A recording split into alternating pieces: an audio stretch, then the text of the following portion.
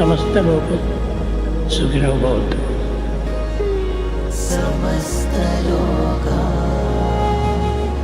सुखिनो भवन्तु। समस्त लोक सुखिनो भवन्तु। समस्त लोका सुखिनो भवन्तु। समस्त लोक सुखिनो भवन्तु। समस्त लोका सुखिनो भवन्तु।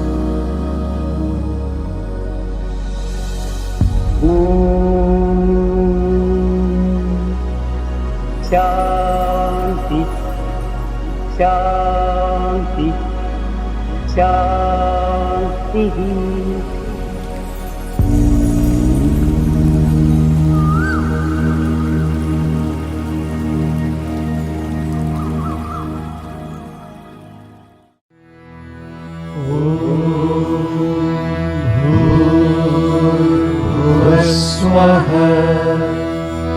तत्सवितुर्वरेण्यं भर्गो देवस्य धीमहि धियो यो नः प्रचोदयात्।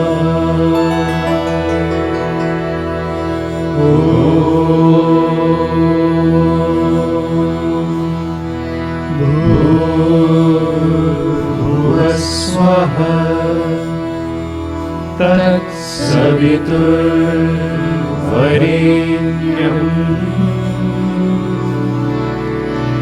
भर्गो देवस्य धीमहि धियो यो नः प्रचोदयात्।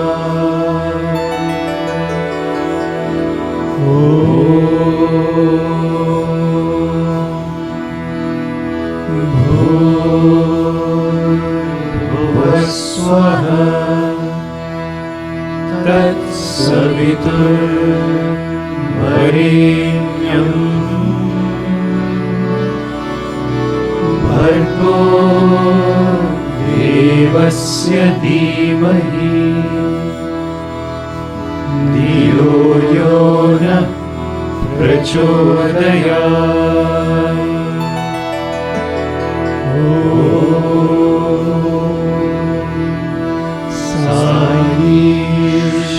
ईश्वराय विद्महे सत्यदेवाय धीमहि तन्नः सर्वः प्रचोदयात्।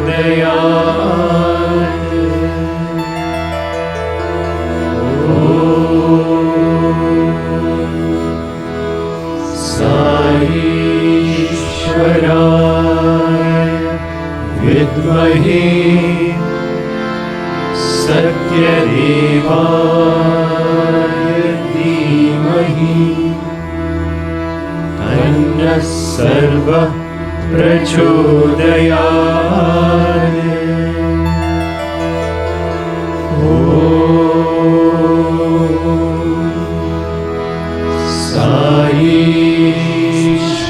ईश्वराय विद्महे सत्यदेवाय धीमहि तन्नः सर्वः प्रचोदयात्।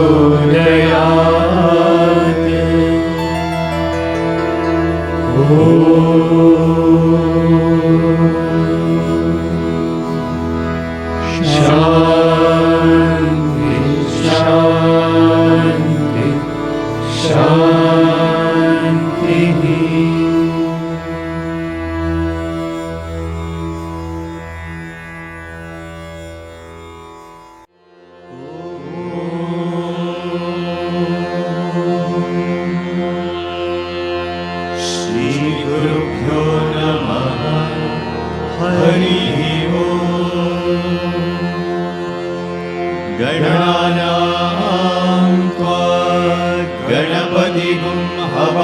नमामहे कविं कवीनामुपमश्रवस्तमम् ज्येष्ठराजं ब्रह्मणां ब्रह्मणस्पत शृण्वन्नोतिभिस्सीदसादनम् प्रणो देवी सरस्वती वाजेभिर्वाजिनीवती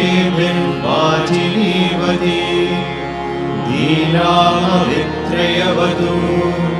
गणेशाय नमः सरस्वत्यै नमः श्रीगुरुभ्यो नमः हरिः ओम्।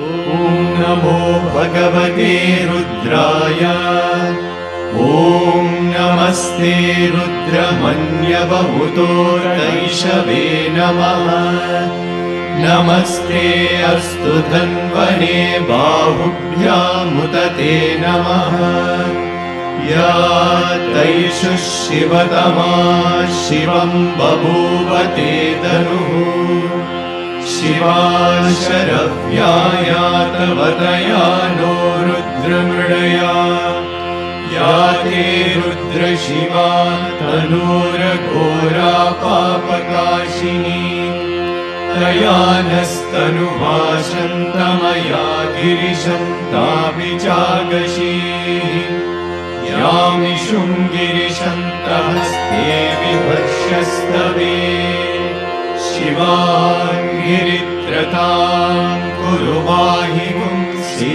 पुरुषं जगत् शिवेन वचसा वागिरिशाच्चावदामसि यदा नः सर्वमिज्जगदयक्ष्मगुं सुमना असत् अद्य वोचदति भक्ता प्रथमो नैव्योऽभिषत् अहीतुश्च सर्वान् जम्बयन् सर्वाश्च यातु नान्यः असौ यस्ताम्रो अरुण उत बभ्रुः सुमङ्गलः ये चेमागुं रुद्रा अवितो दिक्षु श्रुताः सहस्रशो वैशाखुं हेडयीमहे असौ योपसर्पति नीलग्रीवो विलोहितः उतैनं गोपा अदृशन्नदृशन्नुदहार्यः उतैनं विश्वा भूतानि स दृष्टो मृडयादिनः नमो अस्तु नीलग्रीवाय सहस्राक्षाय मीडुषे अतो ये अस्य सत्त्वानोऽहं तेभ्यो करन्नमः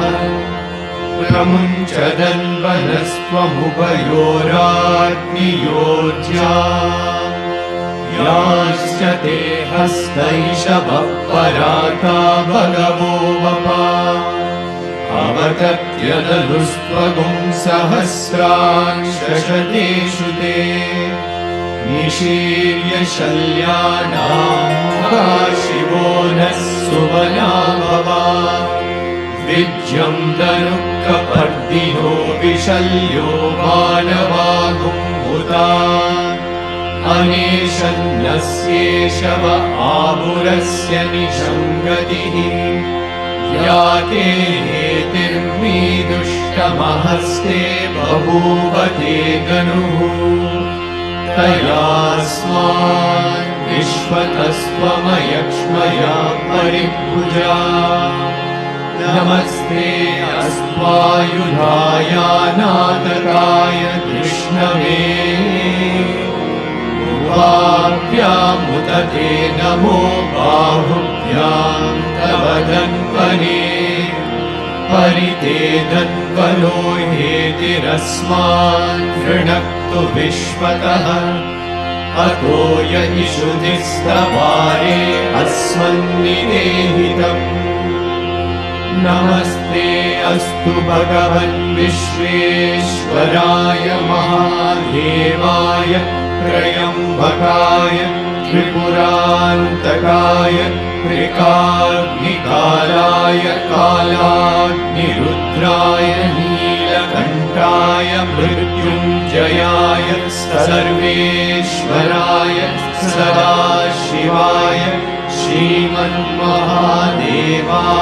नमः। ॐ शान्ति शान्ति शान्तिः।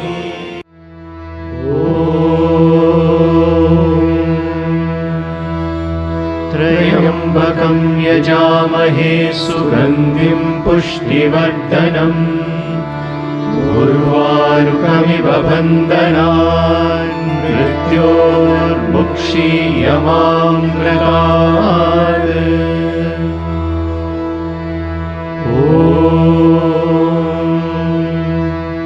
त्र्यम्बकं यजामहे सुगन्धिं पुष्टिवर्धनम् उर्वारुकमिव बन्धनान् मृत्योर्मुक्षीयमामृतात्।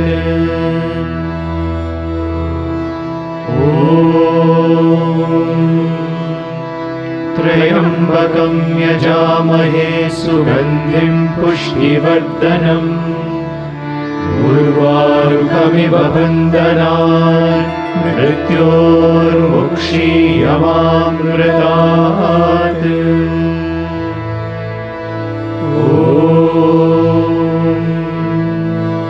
त्र्यम्बकं यजामहे सुगन्धिं पुष्टिवर्धनम् उर्वारुकमिव बन्धनान् मृत्योर्मुक्षीयमामृतात्।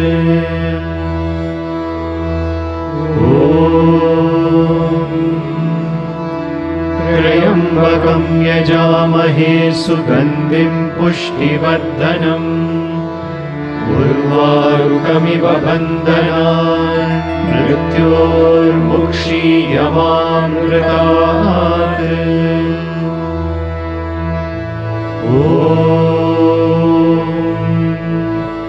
त्र्यम्बकं यजामहे सुगन्धिं पुष्टिवर्धनम् उर्वारुकमिव बन्धनान् मृत्योर्मुक्षीयमामृतात्।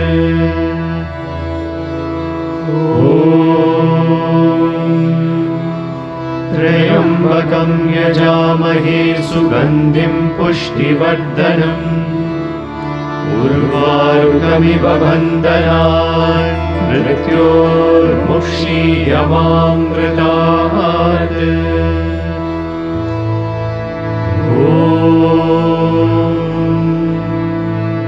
त्र्यम्बकं यजामहे सुगन्धिं पुष्टिवर्धनम् उर्वारुकमिव बन्धनान् मृत्योर्मुक्षीयमामृतात्।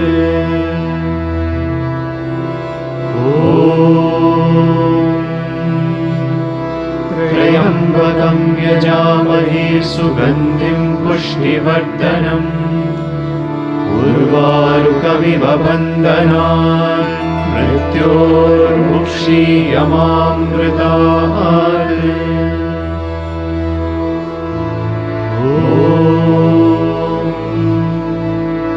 त्र्यम्बकं यजामहे सुगन्धिं पुष्टिवर्धनम् उर्वारुकमिव बन्धनान् मृत्योर्मुक्षीयमामृतात्।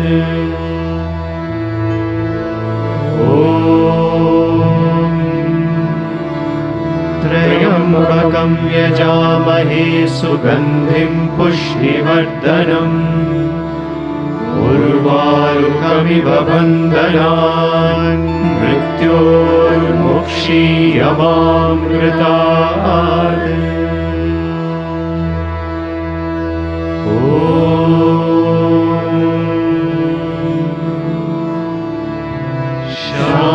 शान्ति शान्ति शान्तिः।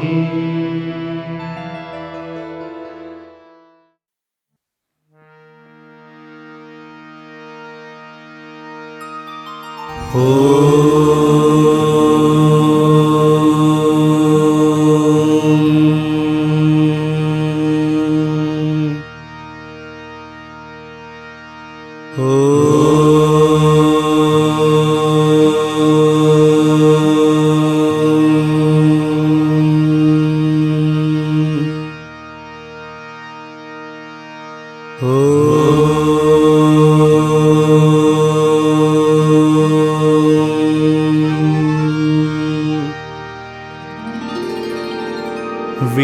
विघ्नेश्वरा गणनाथ गजानना विघ्नेश्वरा गणनाथ गजानना विघ्नेश्वरा गणनाथ गजानना विघ्नेश्वरा गणनाथ गजानना पार्वती नंदन शुभानना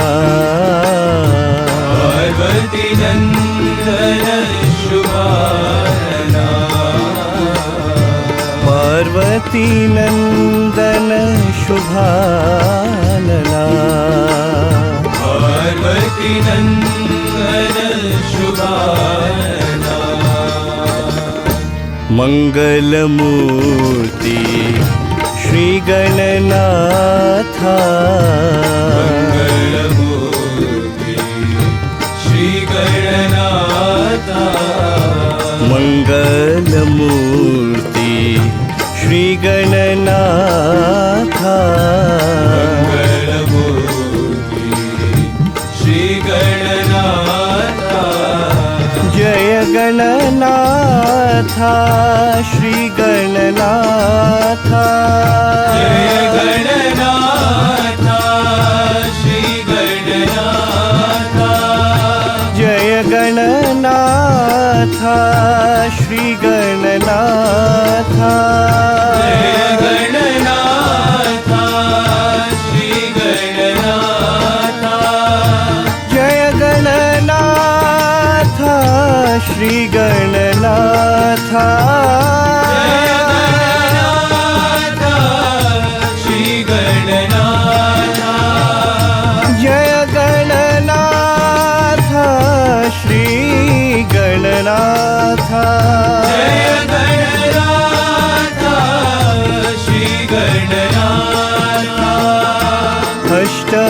अष्टविनायक शुभानना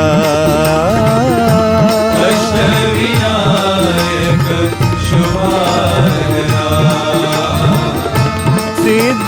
सिद्धिविनायक शुभानना सिद्धिविनायक शुभानना विघ्नेश्वरा गणनाथ गजानना विघ्नेश्वरा गणनाथ गजानना पार्वती नंदन शुभानना पार्वती नंदन शुभानना मंगलमूर्ति श्री गणनाथा मंगलमूर्ति श्री गणनाथा जय गणनाथा श्री गणनाथा जय गणनाथा श्री गणनाथा जय गणनाथा श्री गणनाथा जय गणनाथा श्री गणनाथा अष्टविनायक शुभानना अष्टविनायक शुभानना सिद्धिविनायक शुभानना सिद्धिविनायक शुभानना विघ्नेश्वरा गणनाथ गजानना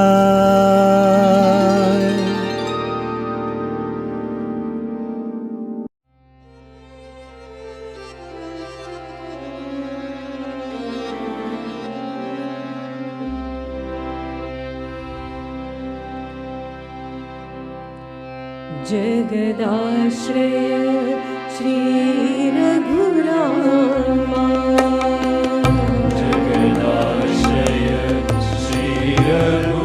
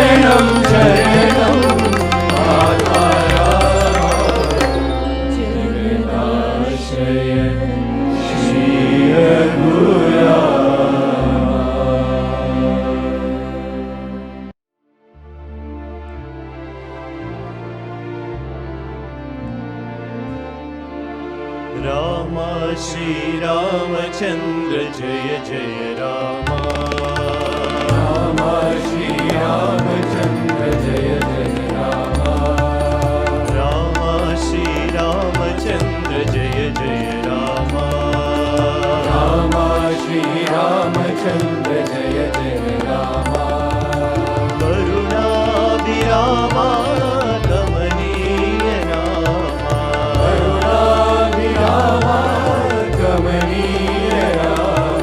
करुणाभिरामा कमनीय राम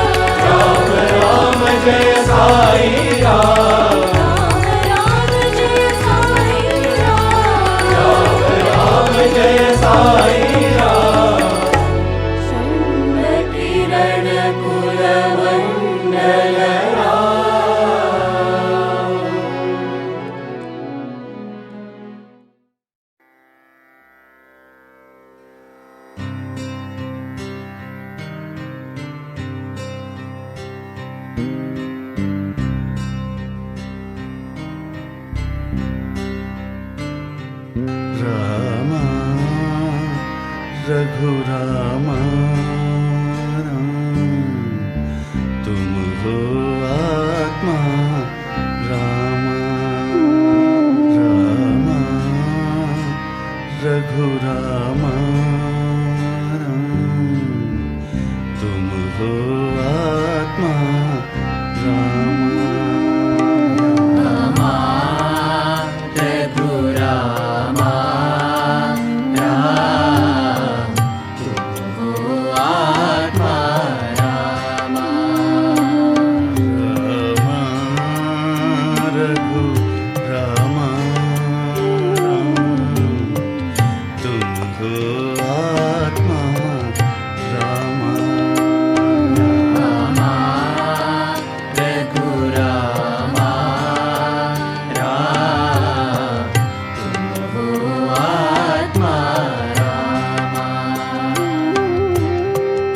अंदर रामा बाहर रामा अंदर रामा बाहर रामा अंदर रामा बाहर रामा अंदर रामा बाहर रामा घट घट वासी रामा घट वासी रामा घट घट वासी रामा घट घट वासी रामा रामा रघु रामा राम तुम हो आत्मा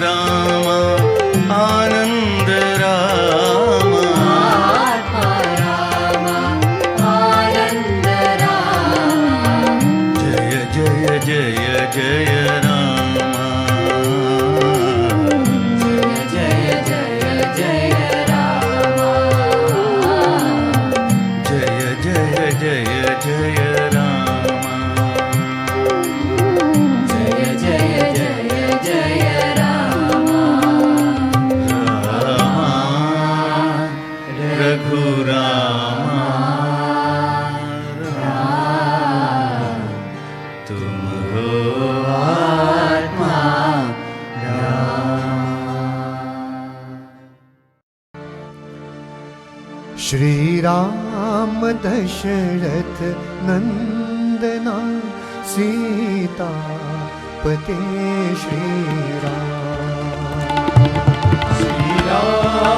दशरथ नंदना सीता पते श्री राम दशरथ नंदना सीता पते श्री राम दशरथ नंदना सीता पते श्री साई राम राम साई राम साई राम राम साई राम साई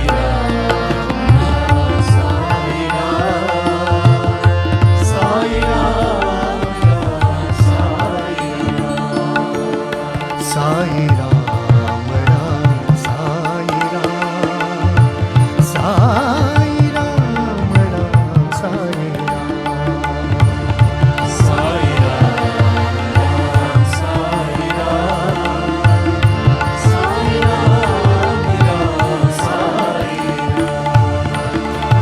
कौशलेश रघुकुल भूषण निराकार नित्य निरंजना कौशलेश रघुकुल भूषण निराकार नित्य निरंजना कौशलेश रघुकुल भूषण निराकार नित्य निरंजना कौशलेश रघुकुल भूषण निराकार नित्य निरंजना कौशलेश रघुकुल भूषण निराकार नित्य निरंजना कौशलेश रघुकुल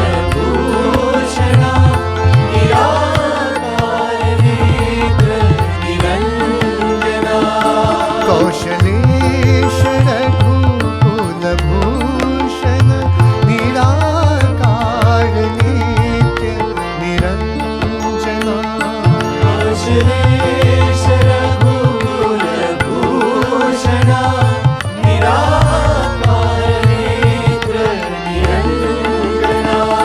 साई राम राम साई राम साई राम राम साई राम साई राम राम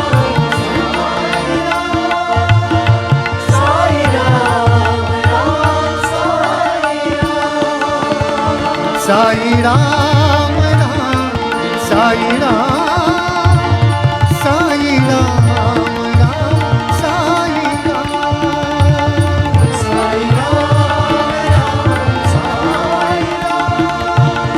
साई राम राम साई राम श्री राम दशरथ नंदना सीतापते श्री राम राम दशरथ नंदना सीतापते श्री राम साई राम राम साई राम राम साई राम साई राम राम साई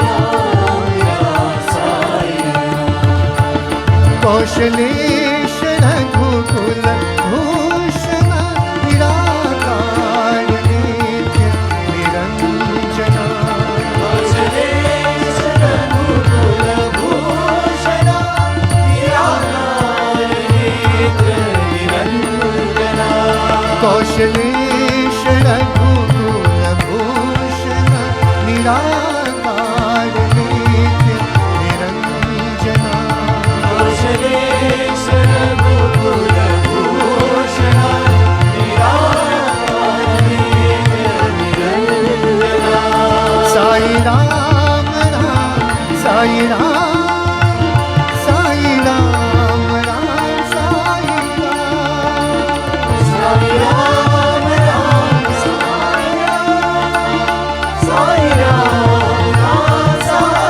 राम साई राम राम साई राम साई राम राम साई राम साई राम राम साई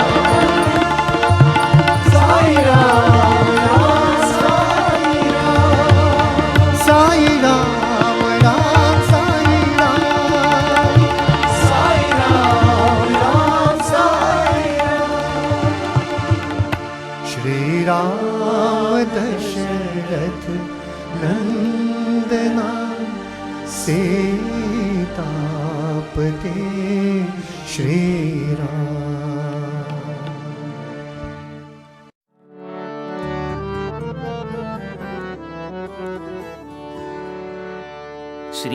श्रीरामचन्द्र जय रामचन्द्र जय रामचन्द्र श्रीरामचन्द्र जय रामचन्द्र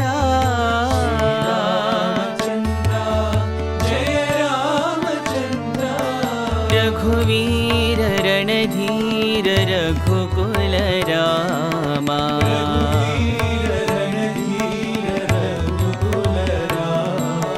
रघुवीर रणधीर रघुकुल रामा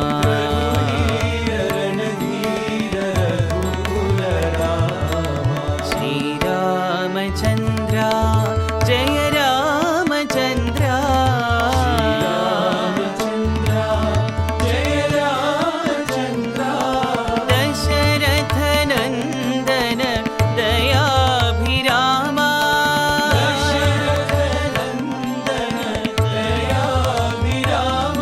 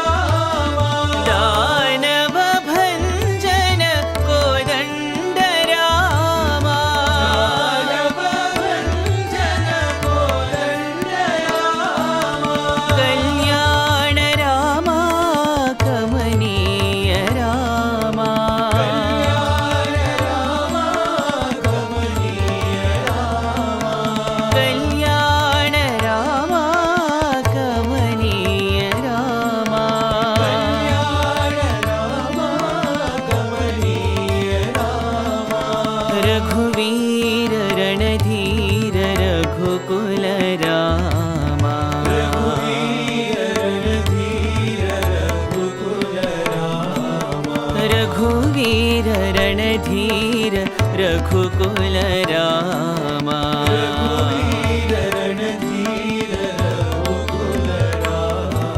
श्री रामचंद्र जय रामचंद्र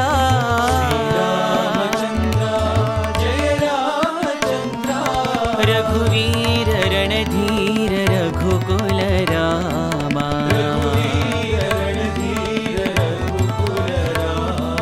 श्री रामचंद्र जय रामचंद्र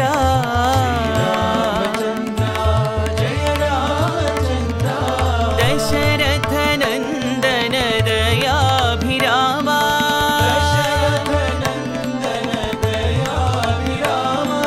दानव भंजन कोदंड रामा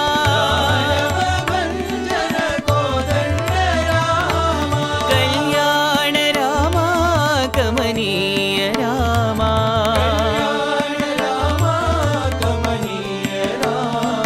रघुवीर रणधीर रघुकुल रामा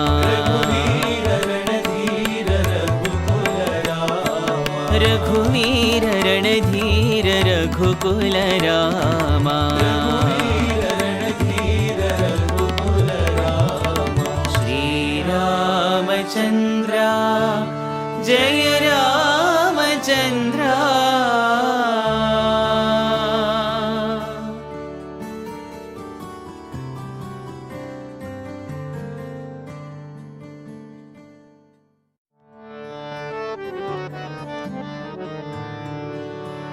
राम रघुवर राम सीता राम राम राम रघुवर राम सीता राम राम राम राम रघुवर राम सीता राम राम राम रघुवर राम सीता राम राम राम श्री राम राम राम साई राम राम राम राम राम साई राम राम राम श्री राम राम राम साई राम राम राम राम राम साई राम राम राम राम रघुवर राम सीता राम राम राम रघुवर राम सीता राम राम राम हे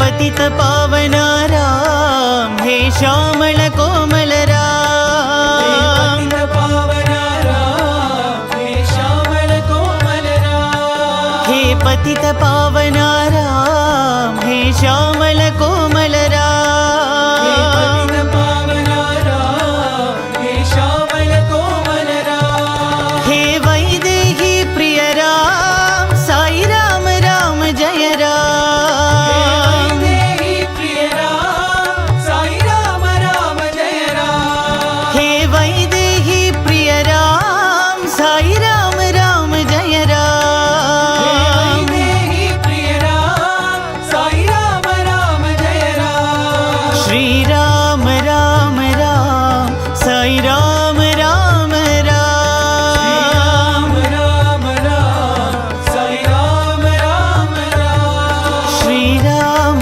राम राम साई राम राम राम राम राम साई राम राम राम राम रघुवर राम सीता राम राम राम रघुवर राम सीता राम राम राम श्री राम राम राम साई राम राम राम राम राम साई राम राम राम राम रघुवर राम सीता राम राम राम रघुवर राम सीता राम राम राम हे पतित पावन राम हे श्यामल कोमल राम पावन राम हे श्यामल कोमल राम हे वैदेही प्रिय राम साई राम राम जय राम देहि प्रिय राम साई राम राम जय राम श्री राम राम राम साई राम राम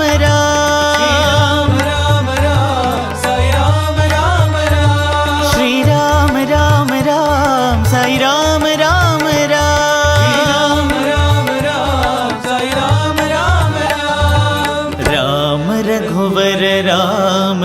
सीता राम राम राम।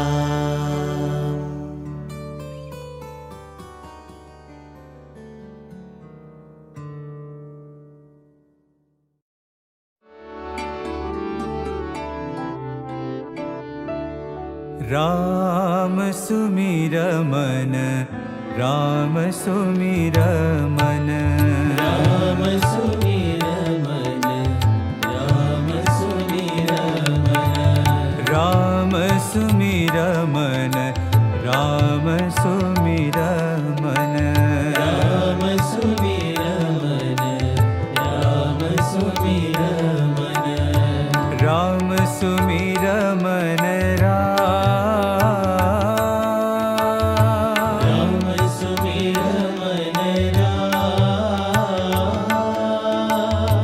राम, सुमिर मन राम,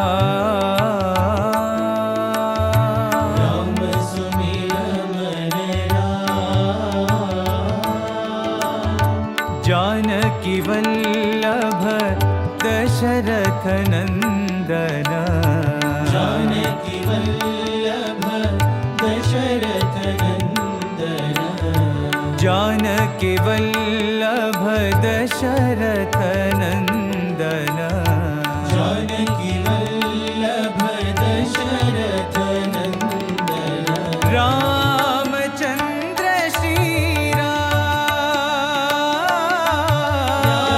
रामचंद्र श्री राम,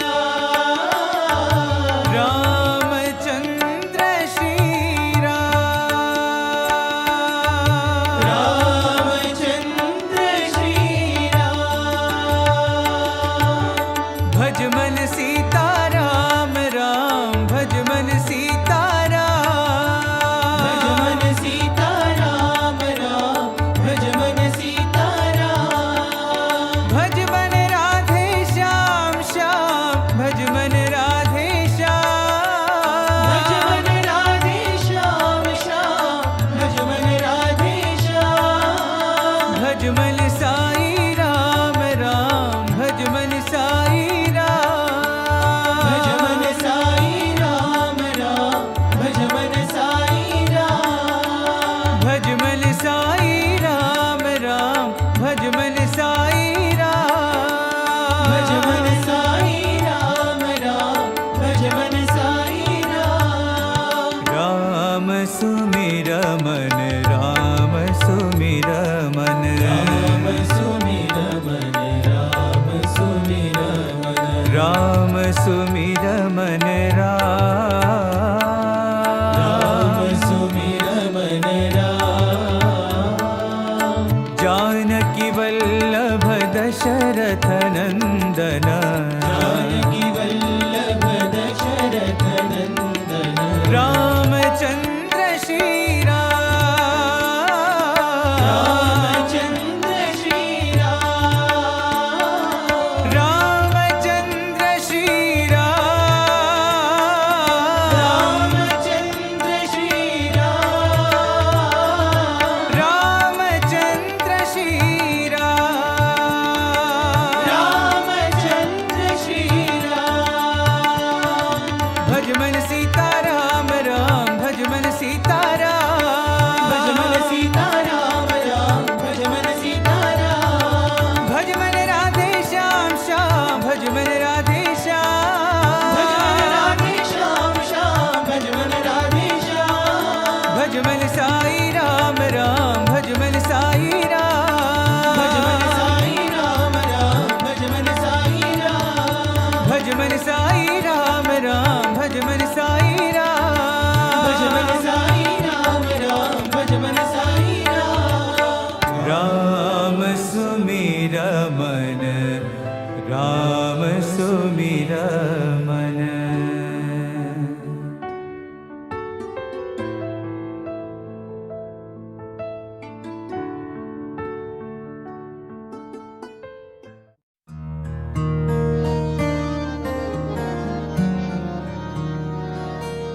राम राम जय राजा राम, राम राम जय सीता राम, राम राम जय राजा राजा राम राम राम जय सीताराम राम राम जय राजा राम राम राम जय सीताराम राम राम जय राजा राम राम राम जय सीताराम राम राम जय राजा राम राम राम जय सीताराम राम राम जय राजा राम राम राम जय सीताराम राम राम जय राजा राम राम राम जय सीताराम राम राम जय राजा राम राम राम जय सीताराम राम राम जय राजा राम राम राम जय सीताराम राम राम जय राजा राम राम राम जय सीताराम राम राम जय राजा राम राम राम जय सीताराम राम जय राजा राम राम राम जय सीताराम राम राम जय राजा राम राम राम जय सीताराम राम राम जय राजा राम राम राम जय सीताराम राम राम जय राजा राम राम राम जय सीताराम राम राम जय राजा राम राम राम जय सीताराम राम राम जय राजा राम राम राम जय सीताराम राम राम जय राजा राम राम राम जय सीताराम राम राम जय राजा राम राम राम जय सीताराम राम जय राजा राम राम राम जय सीताराम राम राम जय राजा राम राम राम जय सीताराम राम जय राजा राम राम राम जय सीताराम राम राम जय राजा राम राम राम जय सीताराम राम जय राजा राम राम राम जय सीताराम राम राम जय राजा राम राम राम जय सीताराम राम राम जय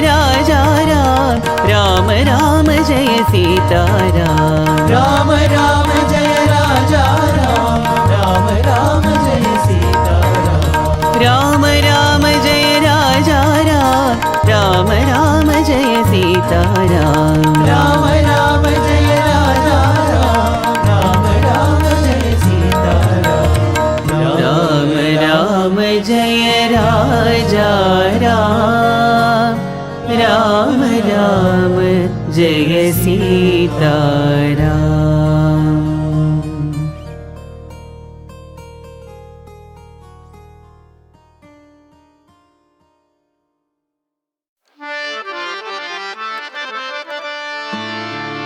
जय जय राम जय रघुराम दशरथ नंदन राजा राम जय जय राम जय रघुराम दशरथ नंदन राजा राम जय जय राम जय रघुराम दशरथ नंदन राजा राम जय जय राम जय रघुराम दशरथ नंदन राजा राम अभय प्रदायक आनंददायक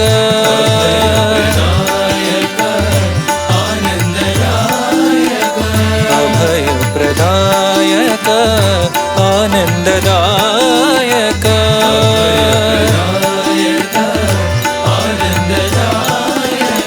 त्रिभुवन मोहन सीता रामा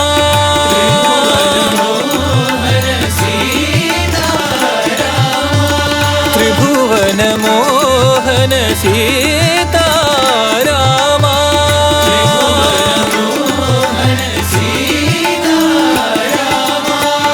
दानव भञ्जन दीनोद्धारण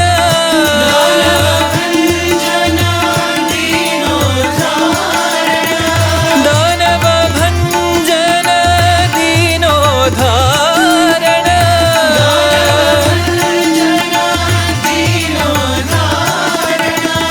प्रेम सागर साई रामा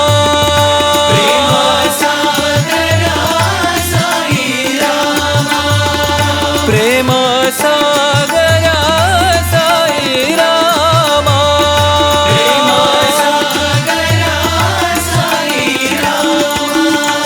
जय जय रामा जय रघुरामा दशरथ नंदन राजा रामा जय जय रामा जय रघुरामा दशरथ नंदन राजा अभय प्रदायक आनंददायक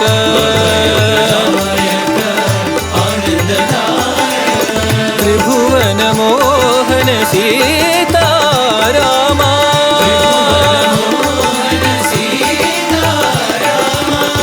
दानव भञ्जन दीनोद्धारण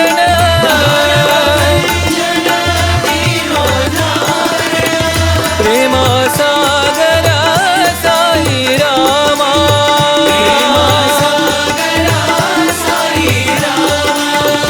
प्रेम सागर साई रामा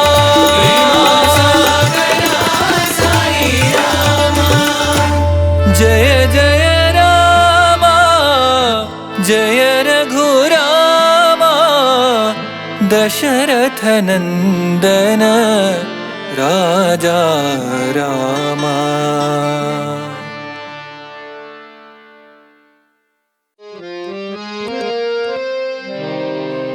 रामचंद्र रघुवीर रामचंद्र रणधीर रामचंद्र रघुवीर रामचंद्र रणधीर रामचंद्र रघुवीर रामचंद्र रणधीर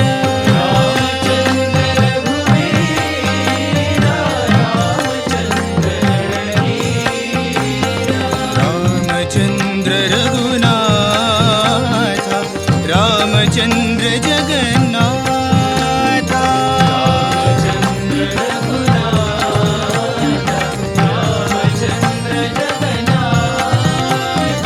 रामचंद्र रघुनाथ रामचंद्र जगन्नाथ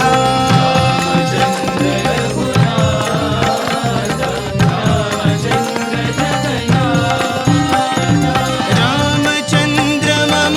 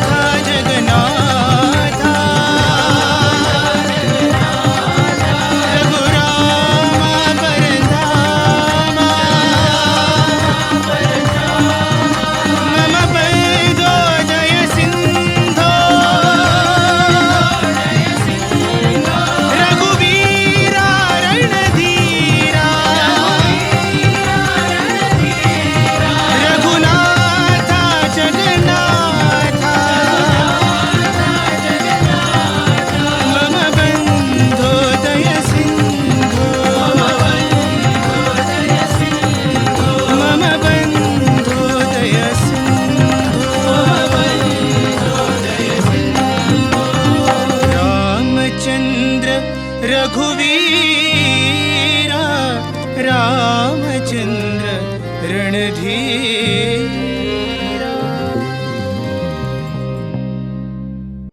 श्रीराम जय राम जय जय राम। श्रीराम जय राम जय जय राम। श्रीराम जय राम जय जय राम। श्रीराम जय राम जय जय राम। श्रीराम जय Ram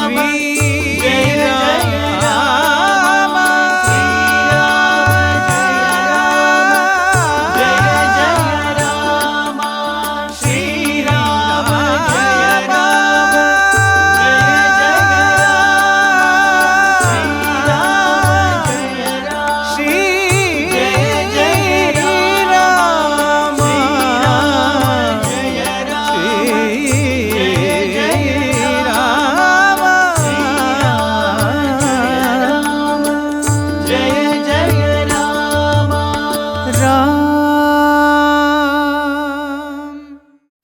I offer my most loving pranams at Bhagwan's lotus feet.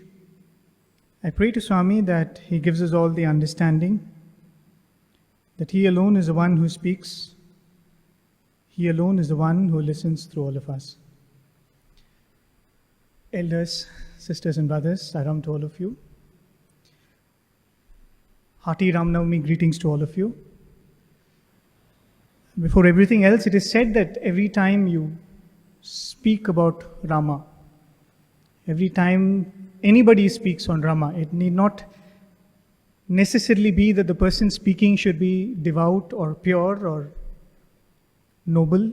Anyone who speaks about Rama, Lord Hanuman is present in that audience. And so beautifully that verse which says, I'm sure all of you will be familiar with it, Yatra Yatra Raghunatha Kirtanam Tatra Tatra Krita Mastaka Anjalim. With hands raised above his head in salutations. Vashpavari Paripurna Lochanam. With eyes brimming with tears. That is how Hanuman is sitting and listening. And that's a lesson for all of us. Anytime anybody speaks about Swami, anybody sings the praises of the Lord, can we listen with that kind of reverence, with that kind of humility? So offering special pranams to Lord Hanuman, who is ever present when anybody speaks about the glory of Lord Rama. Many years ago, one of Swami's students, he happened to be one of the first few batches.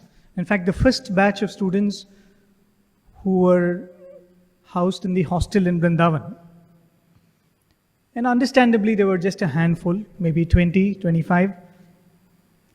And Swami gave a lot of opportunities to these boys. One day, Swami was in his room, all by himself. And there was this boy, one of Swami's students, who was sitting at Swami's feet and doing Padaseva for Swami.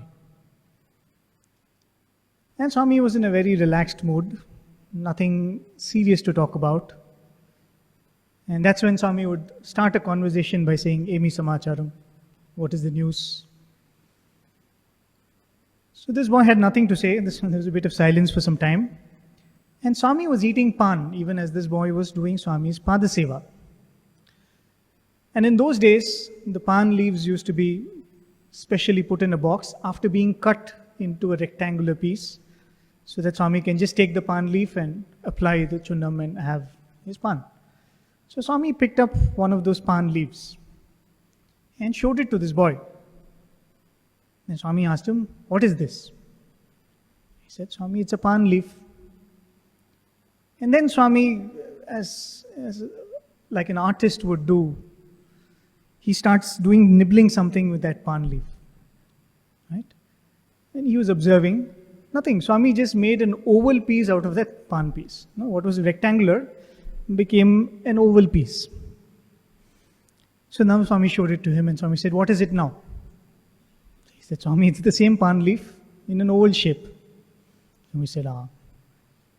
And then as that boy was seeing, the boy was sitting right below Swami, next to his feet.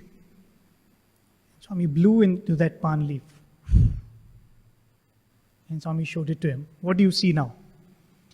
Now he saw that that oval palm leaf retained its oval shape, but it had completely changed.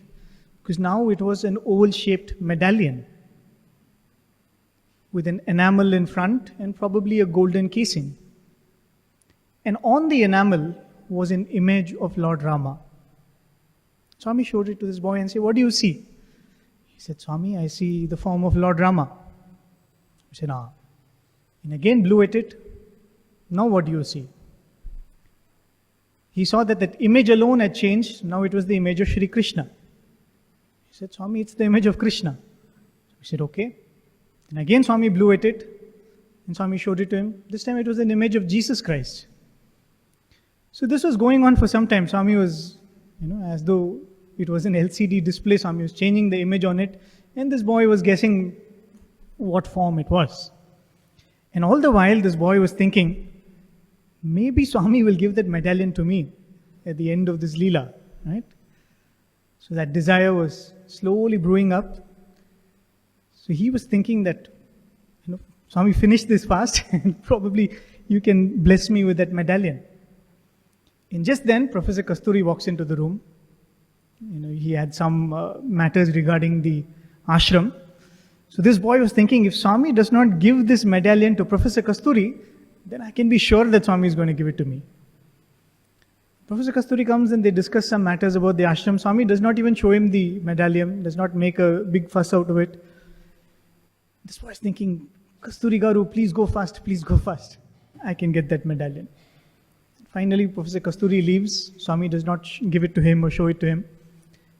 And Swami resumes, "Yeah, where did we leave? What did you see last?" Then again Swami blew, and again the forms were changing. Then finally when Swami blew and showed it to him, he saw the image of Vishwarupa on that enamel. Right? With the different heads of Brahma, Vishnu, Maheshwara, this glorious form. And in the chest was the image of Shirdi Baba, and below that was the image of Swami. And all these multiple hands. And this boy said, "Swami, I've heard people saying that is the Virata Swarupa." Right? I've heard. So is that the Virata Swarupa? Swami said, "Yes, it's the Vishwarupa, Vishwa Virata Swarupa." And this boy is still thinking, "Swami, that medallion." And even as this was going on, Swami said, "Yes, Vishwarupa." And even as that boy was watching, Swami opened his mouth wide and swallowed that medallion. Swami swallowed it, and Swami said, "I am that." He said, "I am that." Well, the question is, if he is that, of course he is that, not if he is that, then what is the speciality of comparing him with an avatar, with any other avatar like avatar of Rama, Krishna? When he is that Vishwa Virata Swarupa, he is everything, right? All contained in that one form. There is that beautiful story. A spoiler alert. I think most of the stories I'm going to narrate today are probably stories you would already know, right? We all know that story of how Swami's devotee Peddabottu had written a work. It was something like a form of worshipping Swami, right? So after every ritualistic worship, there will be a shloka which kind of glorifies Swami. So there she had written in her notebook, Sarva Devata Swarupa Sathya Sai Natha, something like that. And she had kept it in her trunk in the Mandir. And after many days, when she opens that book and sees, to her utter pleasure and surprise, some corrections have been made in that work that she's written. And in the unmistakable handwriting of Swami, from that locked trunk in which this book was kept. And one of the standout corrections that Swami had made throughout that work was, wherever she had mentioned Sarva Devata Swarupa, Swami corrected it by saying Sarva Devata Atita Swarupa. He said he's not just all forms, he's beyond all forms. If you put all the deities that we have known and worshipped from time immemorial together, he is even beyond that. Then why do we have to compare him with an avatar like Rama? Many times I wonder if nobody told me that Swami is an avatar of the same avatar who came as Rama, Krishna, and somebody shows me Swami and says, this is the personality, the divine phenomenon.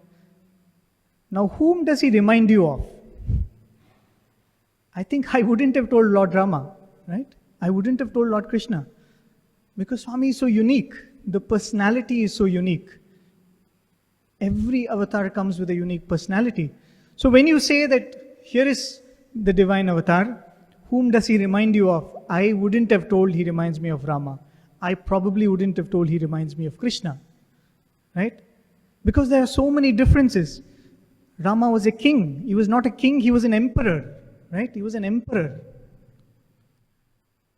And Swami was born in an unknown village to an unknown family. Where is the comparison? Here is Rama who said, whatever my father says, I'll follow. Whatever my mother says, I will follow. Right? Pitruvaka paripalana, Swami would say. However harsh it may be, however unpleasant it may be, if my father says something, I will follow. What did Swami say? He said, I have nothing to do with you. He looked at his parents and said, I have no relationship with you. Ledu nee todi deha sambandham nakinka. Swami said, I have no bodily relationship with you. Kaadu nanpatta yetti ghanuni kaina. However great you may be, you cannot hold me back now. My devotees are waiting, I have to go. So where is the similarity? There was this dutiful son. Here was the son who apparently appeared like, he said, I have nothing to do with this family, I'm walking out. When we came much later. By the time we came, we, more or less, Swami had an aura of everybody worshipping Swami, right? But sometimes I would wonder, when Swami was a little younger, say in his 30s, 40s, 20s, especially if Swami is saying, I am like Rama, I am like Krishna, I am sure people would have had this doubt. So Swami, are you going to pick a Sita? So Swami, Rama had Sita, Krishna had Rukmini, Satyabhama. Are you going to be picking somebody? Right? Let's stop it at that. We will not go any further into that. But surely people would have had these doubts, right? And apparently some old devotees would say how Swami would lovingly explain to them, Ledu Bangaru, for this avatar, there is nothing like that. And Swami would say, Anduke Sai Baba, Sa Ai Baba. The mother and father has come all in one. Of course, still some people claim, I am the consort of Swami. They do their business. God bless them. But Swami was so different, right? That is the point I'm trying to make. The avatars were so different.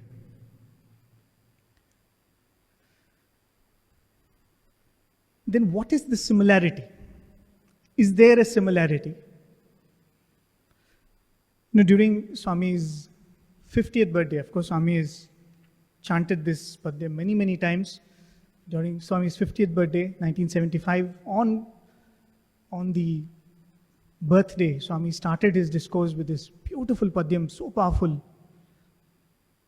He says, please allow me to quote, Ye gunambu ganinchi ye tenche nonadu, karini kachedi tari kamala nayunudu. Assuming what qualities the Lord came to protect that elephant king. Ye gunambu ganinchi ye tenche nonadu, dhruvakumaruni saka vaikuntavasi. Assuming what qualities the Lord came to protect this little boy Dhruva, that Lord of the heaven who came. Ye gunambu ganinchi ye tenche nonadu, prahladu palimpa paramapurushudu. assuming what forms and what qualities and what nature the Lord came to protect Prahalada. Ye gunambu ganinchi ye tenche no nadu peda kuchelu brova Veda charitudu. The one who is glorified by the Vedas, assuming what qualities did he come to foster and protect his poor friend Kuchela. And Swami goes on to say, "A gunambe ganinchi amaravandudu." This one who is worshipped by all the gods, assuming those same qualities. Artha janula palinchu anathanatu. The one who protects the forlorn. The one who is the protector of those who have no one to protect them. Shri Sathya Sai Natu Shrinatu Lokhanatu. Sachidananda Murti Puttaparthi Satchakravarti. That's what Swami said. Assuming those same qualities, he has come as this Lord of Puttaparthi, not just Lord of Puttaparthi, Puttaparthi Satchakravarti, the Lord of all the realms, the Master, the King, the Emperor of all the realms. So what are those qualities? There is a very beautiful poem that Rabindranath Tagore writes, right? And it's got multiple meanings. It has many meanings even for our own lives. But even if we apply this to Swami and the aspect of God coming down in various ages, I think it applies. He says, "Spring scatters the petals of flowers that are not for the fruits of the future, but for the moment's whim." Right? Spring scatters the petals of flowers that are not for the fruits of the future, but for the moment's whim.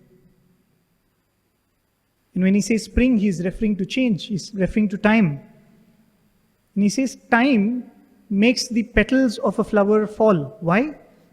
Because they have no role in the fruit. Similarly, when the avatar comes, time changes the attributes which actually are only for the moment's whim. Those qualities which is for the joy of the devotees around him, joy of those devotees who will think of him much later, that keeps changing.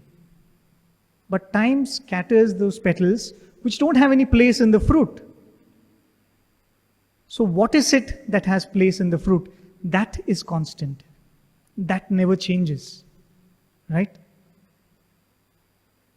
And Swami says, "Agunambe ganinchi amaravandudu."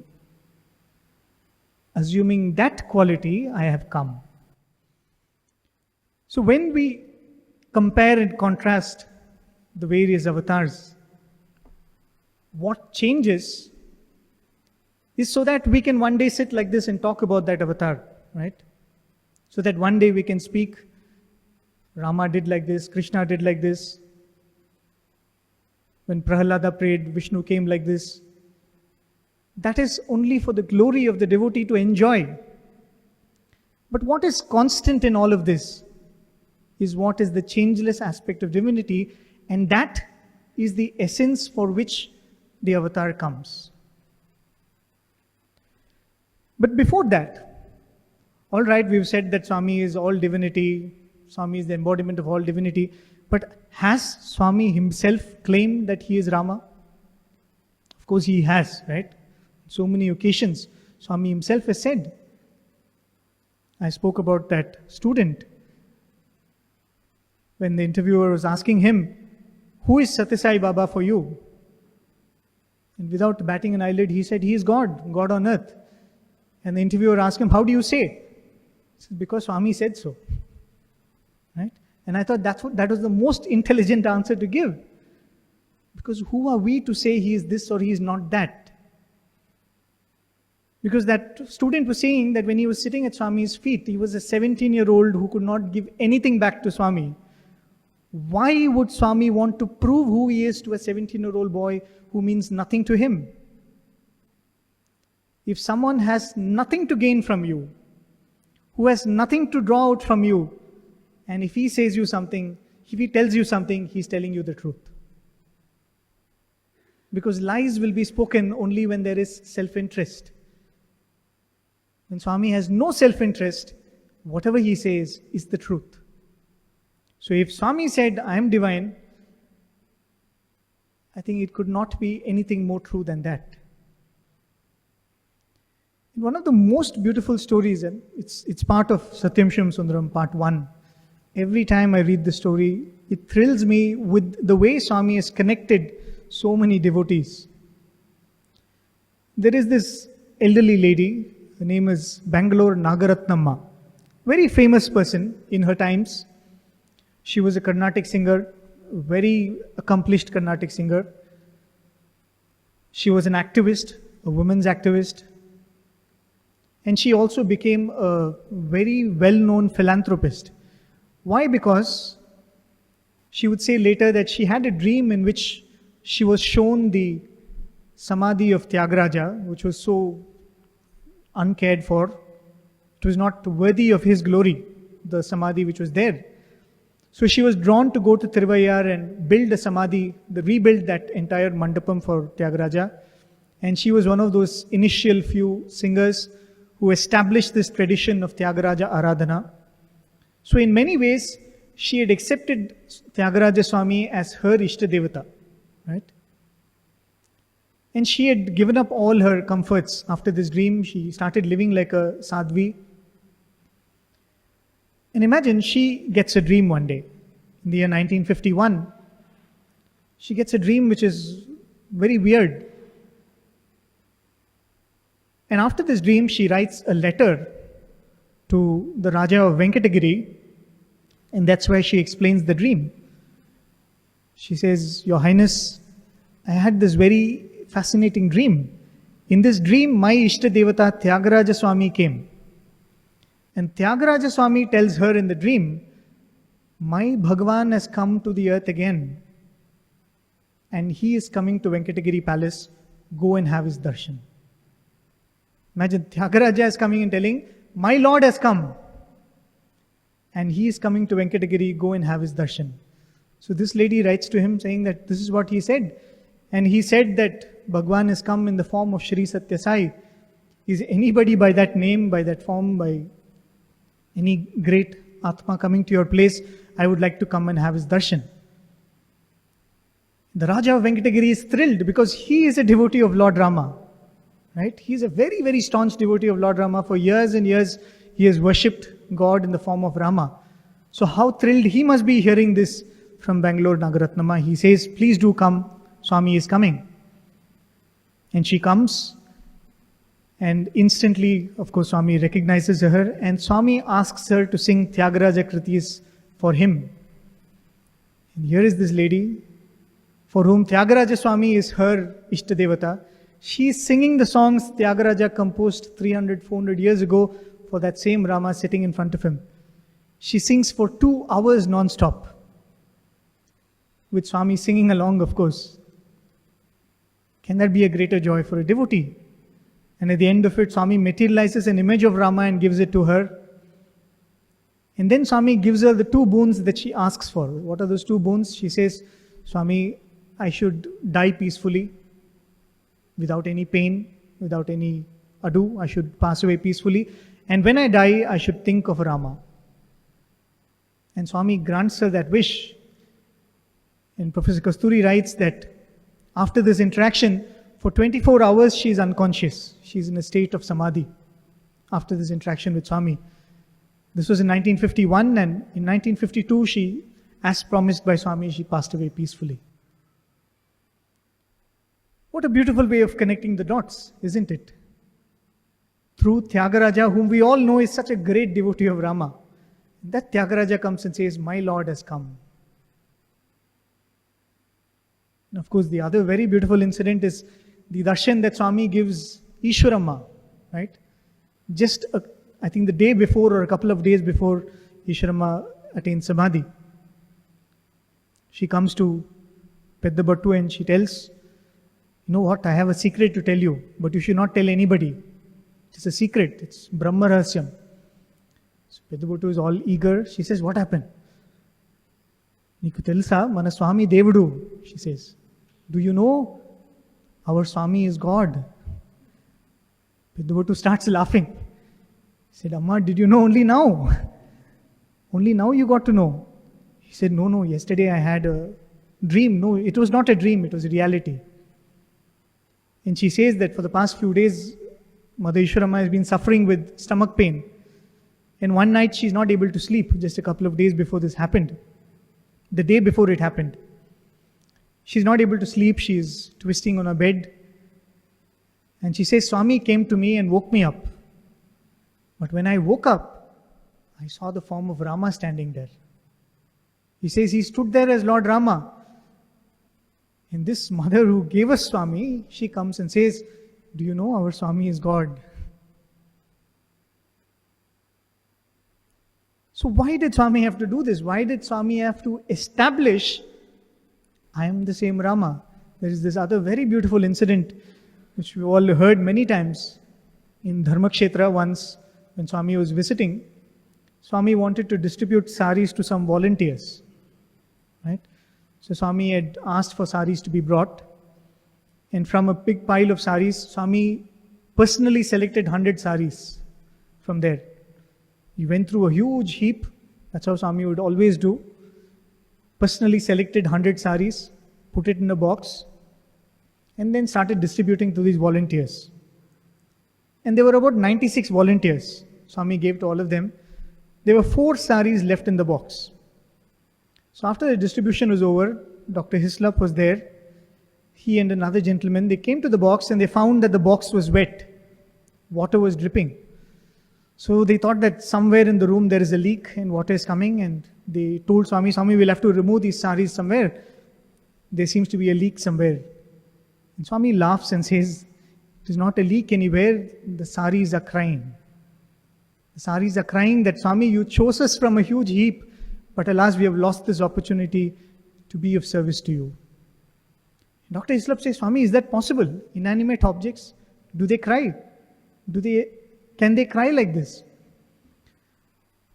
And then Swami says, haven't you heard the story of the Ramayana?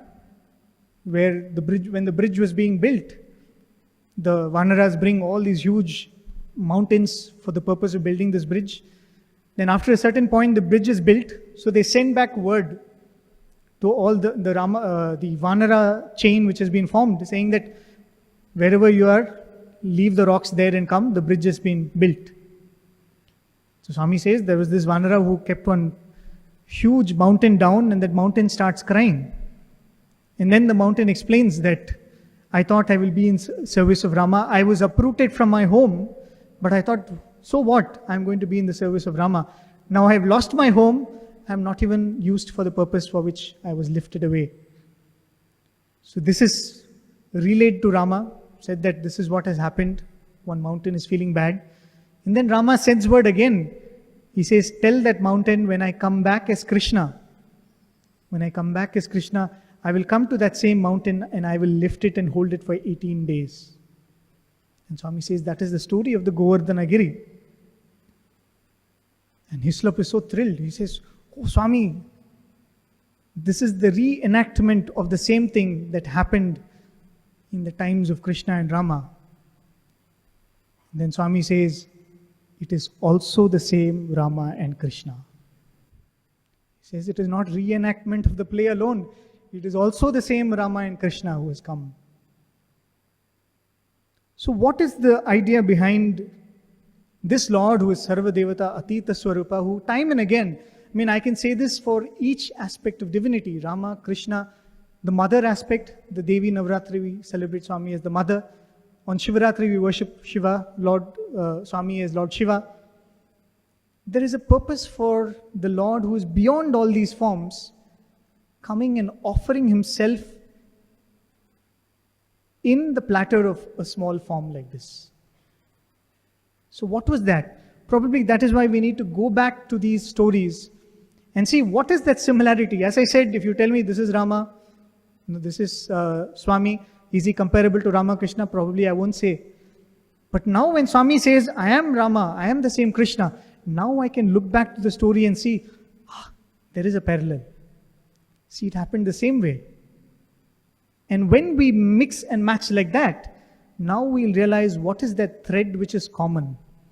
And that common thread is nothing but a hint for you and me. That is how the cord has to be caught, right? And if you look at all of these characters, essentially the qualities are same, the essential qualities. And one quality which stands out, Swami would often say when he's talking about Rama, one quality is, Dasharatha comes and tells him, son, tomorrow you're going to be the emperor. Rama says, fine.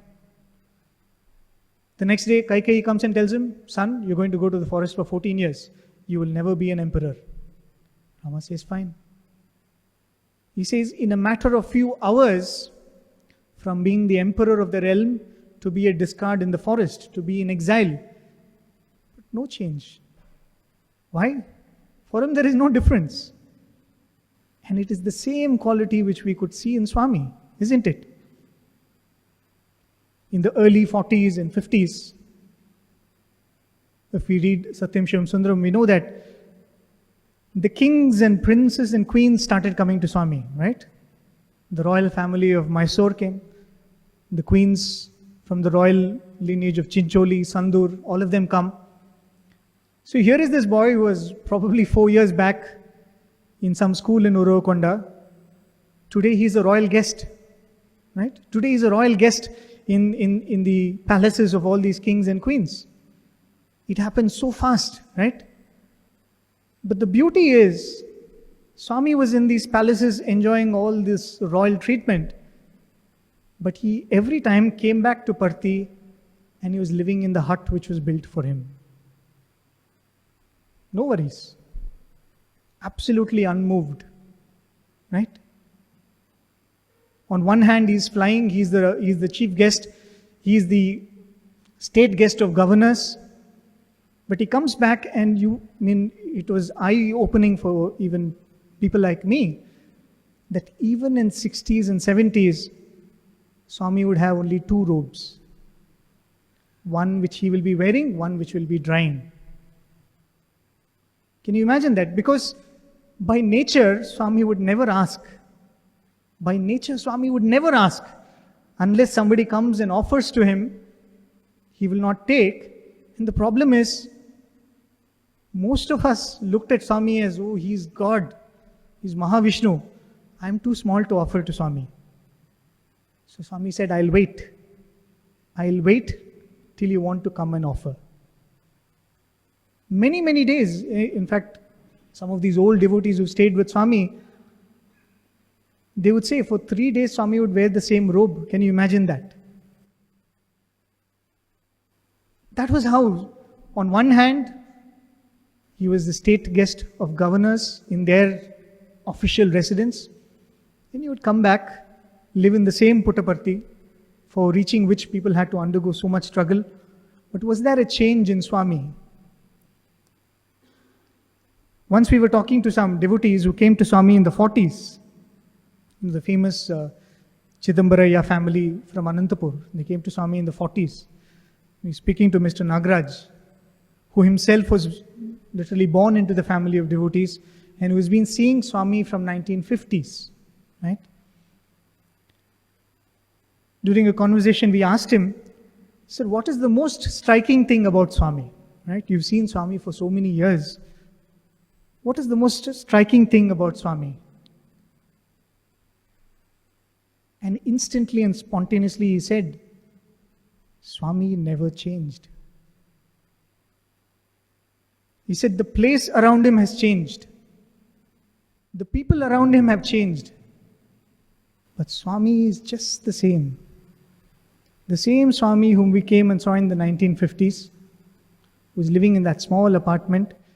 Today he might be having these prime ministers and ministers coming and falling at his feet. But when you interact with Swami, he said, I'm not saying this just for the sake of telling. When we interact with Swami, the feeling which keeps coming over and over again is, Swami is the same. Swami is the same. That was the quality of divinity. Unchanged, right? Swami was once talking and he was explaining what is divine love, right? Swami was telling what is divine love. And Swami said it is like a triangle. Swami said there are 3 attributes for divine love: selfless, changeless. It's selfless and changeless and fearless. Selfless, changeless and fearless. And those were the very attributes of Swami. Those were the very attributes of the Lord every time He comes down in any form. And that is the common thread, isn't it? And that is why every time the Lord comes in whatever form He comes to do 2 things. And Swami would say this many times in his discourses. Even if you read the Bhagavad Vayani, Swami says, there are only 2 things God comes for doing. One is, He is indebted to so many devotees for their love. He comes to respond to their love. So many devotees have worshipped Him for ages and ages and ages. He comes in a form, in a human form, in a form that is visible, because that is the best way He can give joy to those devotees. He says He comes to respond to love, and He comes to teach how to love. So any avatar which we see, we need to look for these things. Who is He responding to? Point number 1. If you study the characters of those people whose love is being responded to, you will know how to love. And also, the avatar, through the process of the avatarhood, teaches how do you love God perfectly. And how do you talk of Rama responding to the love of devotees without mentioning one character in the Ramayana? Without mentioning Mother Shabari. Right? Because every time you look at this story, here is Mother Shabari in a hermitage which was close to Kishkinta. Right now, probably Karnataka, Andhra border. Right? Somewhere around that place is where Kishkinta was. And here was Lord Rama, and he's not born as a simple man. He's born as an heir to one of the most strongest empires in Bharatavarsha. Prince of Ayodhya. And where is it? We all know, Uttar Pradesh. Ayodhya, we all know where it is, right? And from there, by walk he has come. So many times when you see, what is the similarity? When Swami came into his brother's house in Urukonda and through his books, he said, I have to go, my devotees are waiting for me. I have to go, my devotees are waiting for me. Probably the same restlessness even Rama showed when he had to go on exile. Because fine, Dasharatha has given a boon, Kaikeyi has told. But after that, everybody is coming and telling him, you don't have to go. He says, no, I have to go. No, Kaikeyi comes and says, no, Rama, you don't have to go, come back. No, I have to go. Dasharatha comes chasing behind with a chariot. He says, Rama, come back. It's okay, you don't have to go. Rama says, no, I have to go. Then Vasishta comes and says, you don't have to go. Bharata comes and pleads, I don't want the kingdom, you don't have to go. He says, no, I have to go. Isn't it the same restlessness which Rama was showing? Probably in his mind, he was thinking of all those devotees whose lives he was going to fulfill on the way. Starting from Guha, the boatman, Bharadwaja, Agastya, and Mother Shabari. And of course, Sugriva and Hanuman and all of them, Jatayu. We all concentrate so much about Ravana, and in fact, Ravana too is an example in the same regard. We'll come to that. It looked like Rama was restless because the time had come to go out to his devotees, right? And here is this lady, phenomenal story, right? The story goes that she leaves her house in a very young age. She comes to this ashram of Matanga Muni. And those days, some rishis would not have women inmates in the ashram. So she hides behind bushes and she wants to serve the master. What does she do?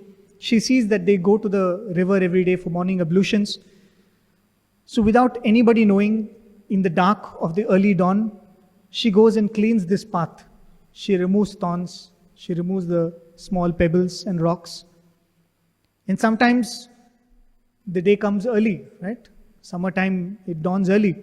So she would literally roll on that path to remove the thorns. so that by the time the Guru comes, the path is clear. This is how she serves. And finally, one day, Matanga Muni realizes that this is that old lady who is doing this. So he prays to her, Mother, you become very old, please come and stay in the ashram. So she comes and she serves the Guru by staying in the ashram. And one fine day, Sage Matanga calls her and he says, it is time for me to leave, but you have to stay. And the Sage Matanga tells the whole story of Ramayana and he says, Lord Rama is going to come. You should sit here and ensure that Rama steps into the ashram. But actually he says, but actually what I want is that you should have the blessing of being blessed by him. Blessing of having the proximity of Rama. Probably, this is the problem with selfless devotees. If you say it is for your good, probably the devotee will say, no, I will come with you. If the Guru says, no, it is for my ashram, then you are put in a fix, right? Oh, if it is for Swami, then I have to do. If Swami says it is for your good, then sometimes you will think, then will it not be selfishness? So literally like that, Matanga Muni plays with Shabari. He says, for the sake of my ashram, you stay here. But the reality, Rama should come and bless you. So she waits. She waits not for a day or two, for years and years and years and decades she waits. And how does she wait? I think that's the beauty, right? How does she wait? She does not say, okay, till he comes, we'll enjoy the nature. We'll take a stroll in the morning. Right? We'll sleep 14 hours a day. She says, no, I don't know when he will come. Every day she prepares for his arrival. Every day she prepares for 50, 60 years. Every day she clears the same path. Every day she picks fruits. And from those fruits she picks the juiciest ones and keeps. Says, who knows, Rama might come any day. Who knows, he might come any day. And finally she's literally, her back is broken, she's bent. But still she's clearing the path, the forest path every day. The way Swami writes it is so beautiful, Finally she comes, she sees these two young princes in the clothes of a forest dweller walking towards her. And Swami says, first she recognizes. That's the beauty of how Swami writes it. She actually recognizes that this is the Lord she's waiting for. Because her eyes brighten. Her heart starts beating fast. An unknown joy is filling her. But she doesn't know. Is this Rama? Is this really Rama? Then finally she comes to him and she says, who are you? And then Rama introduces himself. I am so and so. I am the Prince of Ayodhya. And then this old lady who is bogged down by age suddenly starts jumping. Suddenly runs all around the place. And she says, you have come.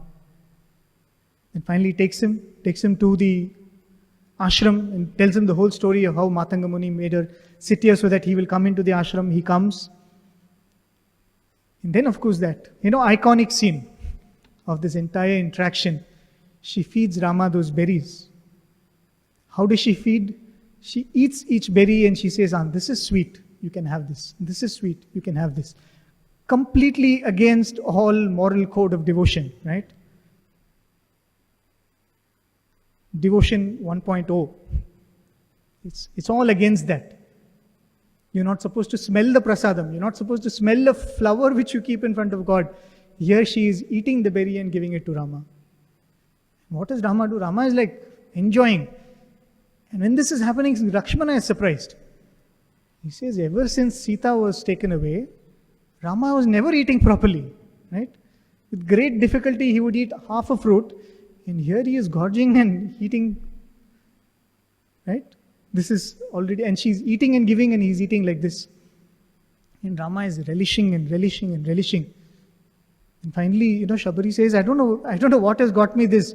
She says, Rama, I don't have any scholarship. I have not read the Vedas. I don't know what the Upanishads say. I have not done any tapas. That is why words like Ramakatha Rasavayani are like treasure. Because every opportunity Swami has, he's dropping hints, not for anybody else, but for you and me. There, in that dialogue, that Swami writes, Rama tells Shabari, he said, Mother Shabari, don't you know that I am not after knowledge, I am not after all these wisdom and all of these things. What draws me is only devotion, and you have it in plenty. He says, that has drawn me to you. What a beautiful story. Where is this Rama, the king of all kings, drawn purely by the devotion of this lady? And this lady is giving us an example. When you wait for Swami, how do you wait? We all are waiting for Swami, right? We all hoping that one day Swami will come and speak to us. One day we will hear Swami's voice. One day Swami will come in our dream. One day Swami will appear in front of us. But are we preparing, or are we waiting like Mother Shabari? That is what she thought. In the year 1967, this is narrated by the former state president of Tamil Nadu, T.G. Krishnamurti sir. Again, the story you might have all heard. Very, very, very beautiful story. 1967, we know that Swami is already, people know Swami very well, right? 1968, Swami went to Uganda. From the Prime Minister to the Army Chief, everybody came to Swami. By 1963-64, Swami was already state guest for Governor Nakul Sen, Burgula Ramakrishna Rao. 1957, Swami goes to Shivananda Ashram, and Swami Shivananda comes and falls at Swami's feet.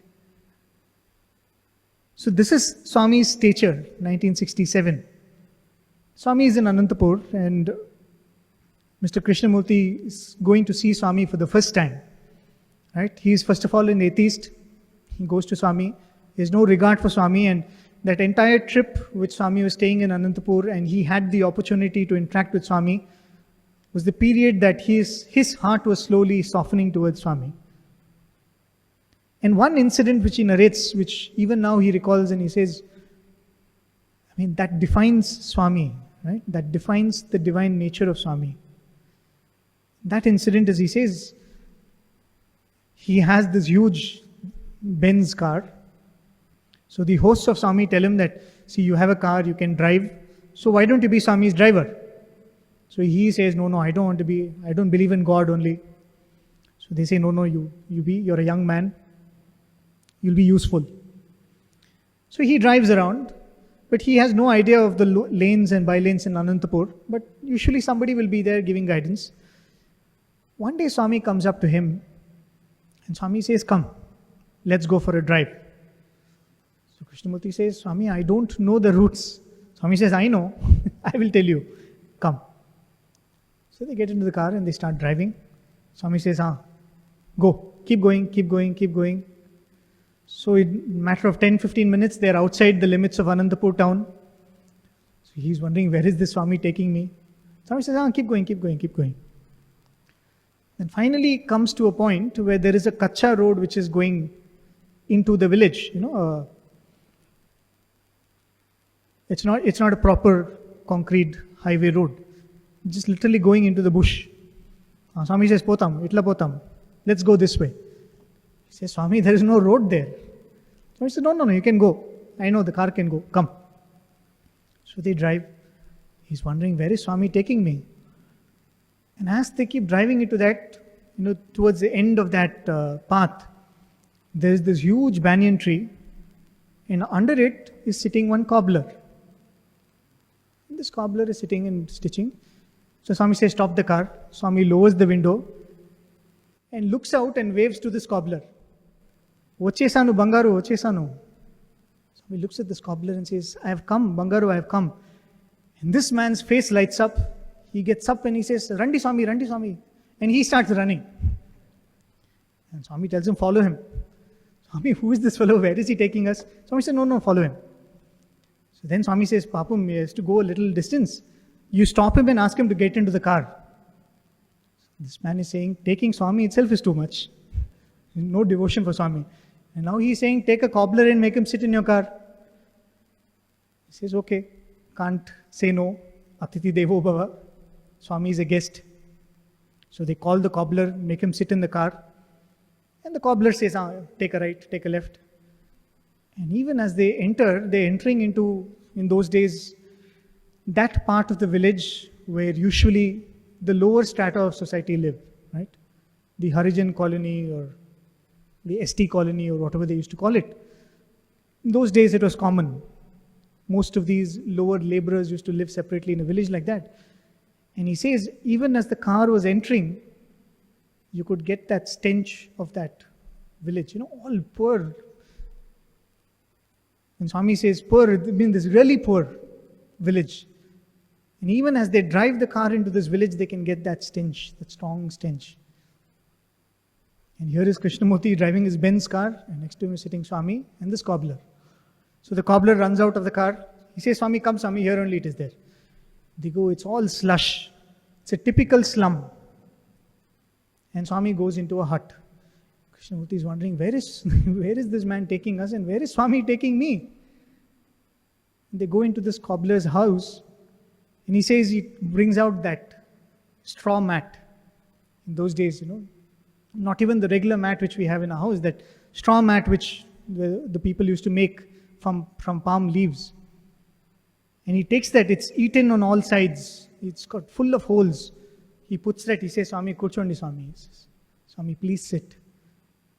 Swami happily sits. I mean, there is not an emotion on his face which shows that he's uncomfortable. Swami sits there very happily. The whole flooring of the hut is, traditionally the cow dung flooring and the stone mat. Swami is sitting there. And Swami looks at Krishnamurti, nu kuda kurcho. Sit down. This man can't say no. Sits down. And then this cobbler is asking, Swami, edena tagutara Swami? Will you drink something? Will you take something in my house? Swami says, yes, get. And this man goes and gets some buttermilk for Swami. It's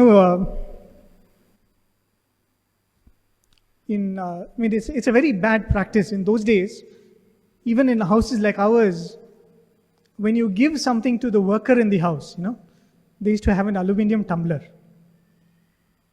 When you think of it, it's so horrible that we used to do this to people. But those people who come to clean our toilets, those people who come to sweep the house, we would separately give them that tumbler and plate. In a tumbler like that, he brings buttermilk for Swami. Imagine.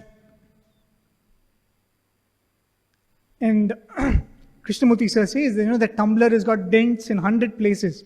It's broken, it's black in color. He brings buttermilk in that to Swami. And he offers it to Swami.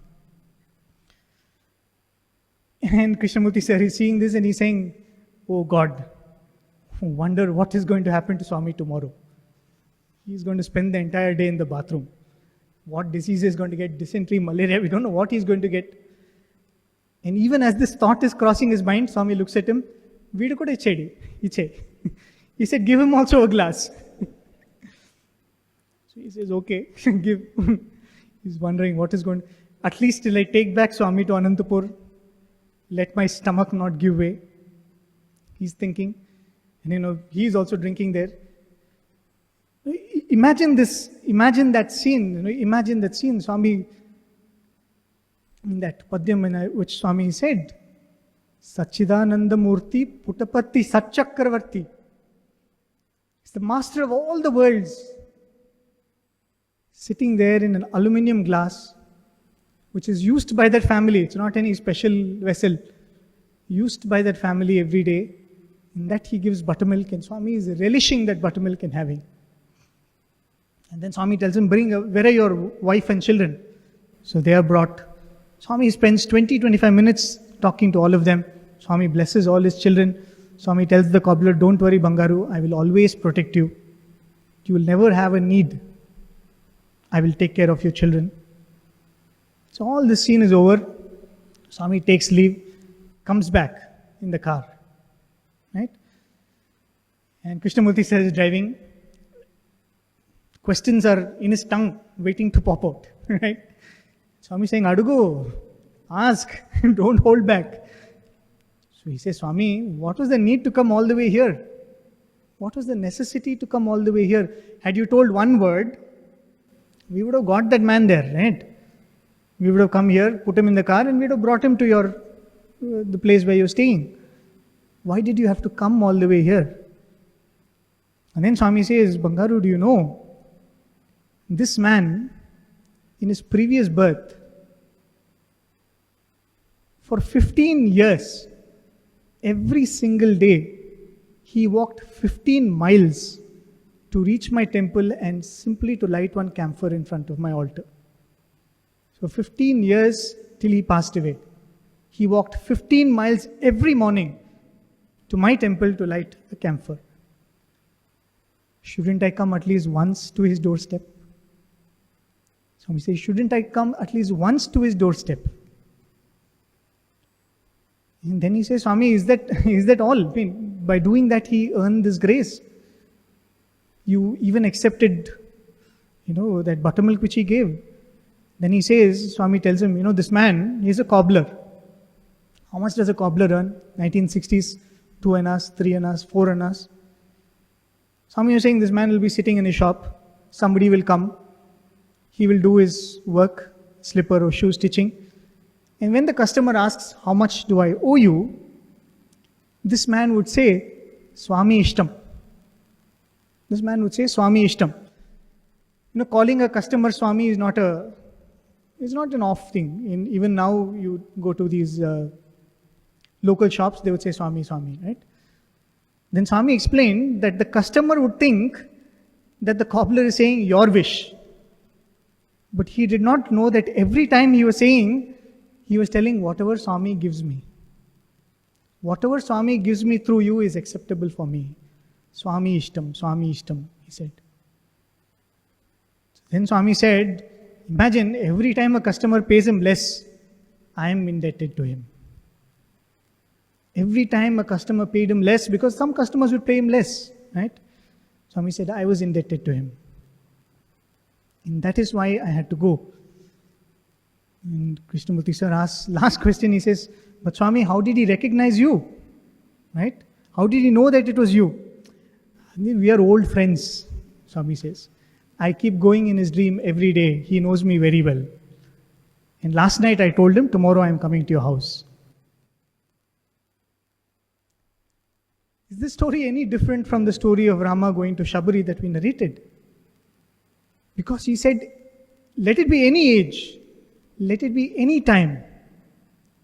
If you have this love in you, I will be pulled towards you. Right? I will be pulled towards you. And I actually had a lot more to say, but there's another beautiful thing which probably is the most important lesson of the Ramayana, which probably I should at least make a reference to. As I said, one is he comes to respond to love. Right? Swami comes to respond to love. And the other is he comes to teach how to love. Because that's the most important thing. We all have forgotten how to love Swami. Literally. And there is this very, very beautiful conversation in the Ramakatha Raswayani Swami writes about, which again is one of the most profound passages in the book. Before the incident of Ravana coming and abducting Sita, probably the day before, this conversation happens. One day Rama gets up and he calls Lakshmana. He tells Lakshmana, go fetch food. Because Lakshmana's duty was that. He would go and get fruits and tubers.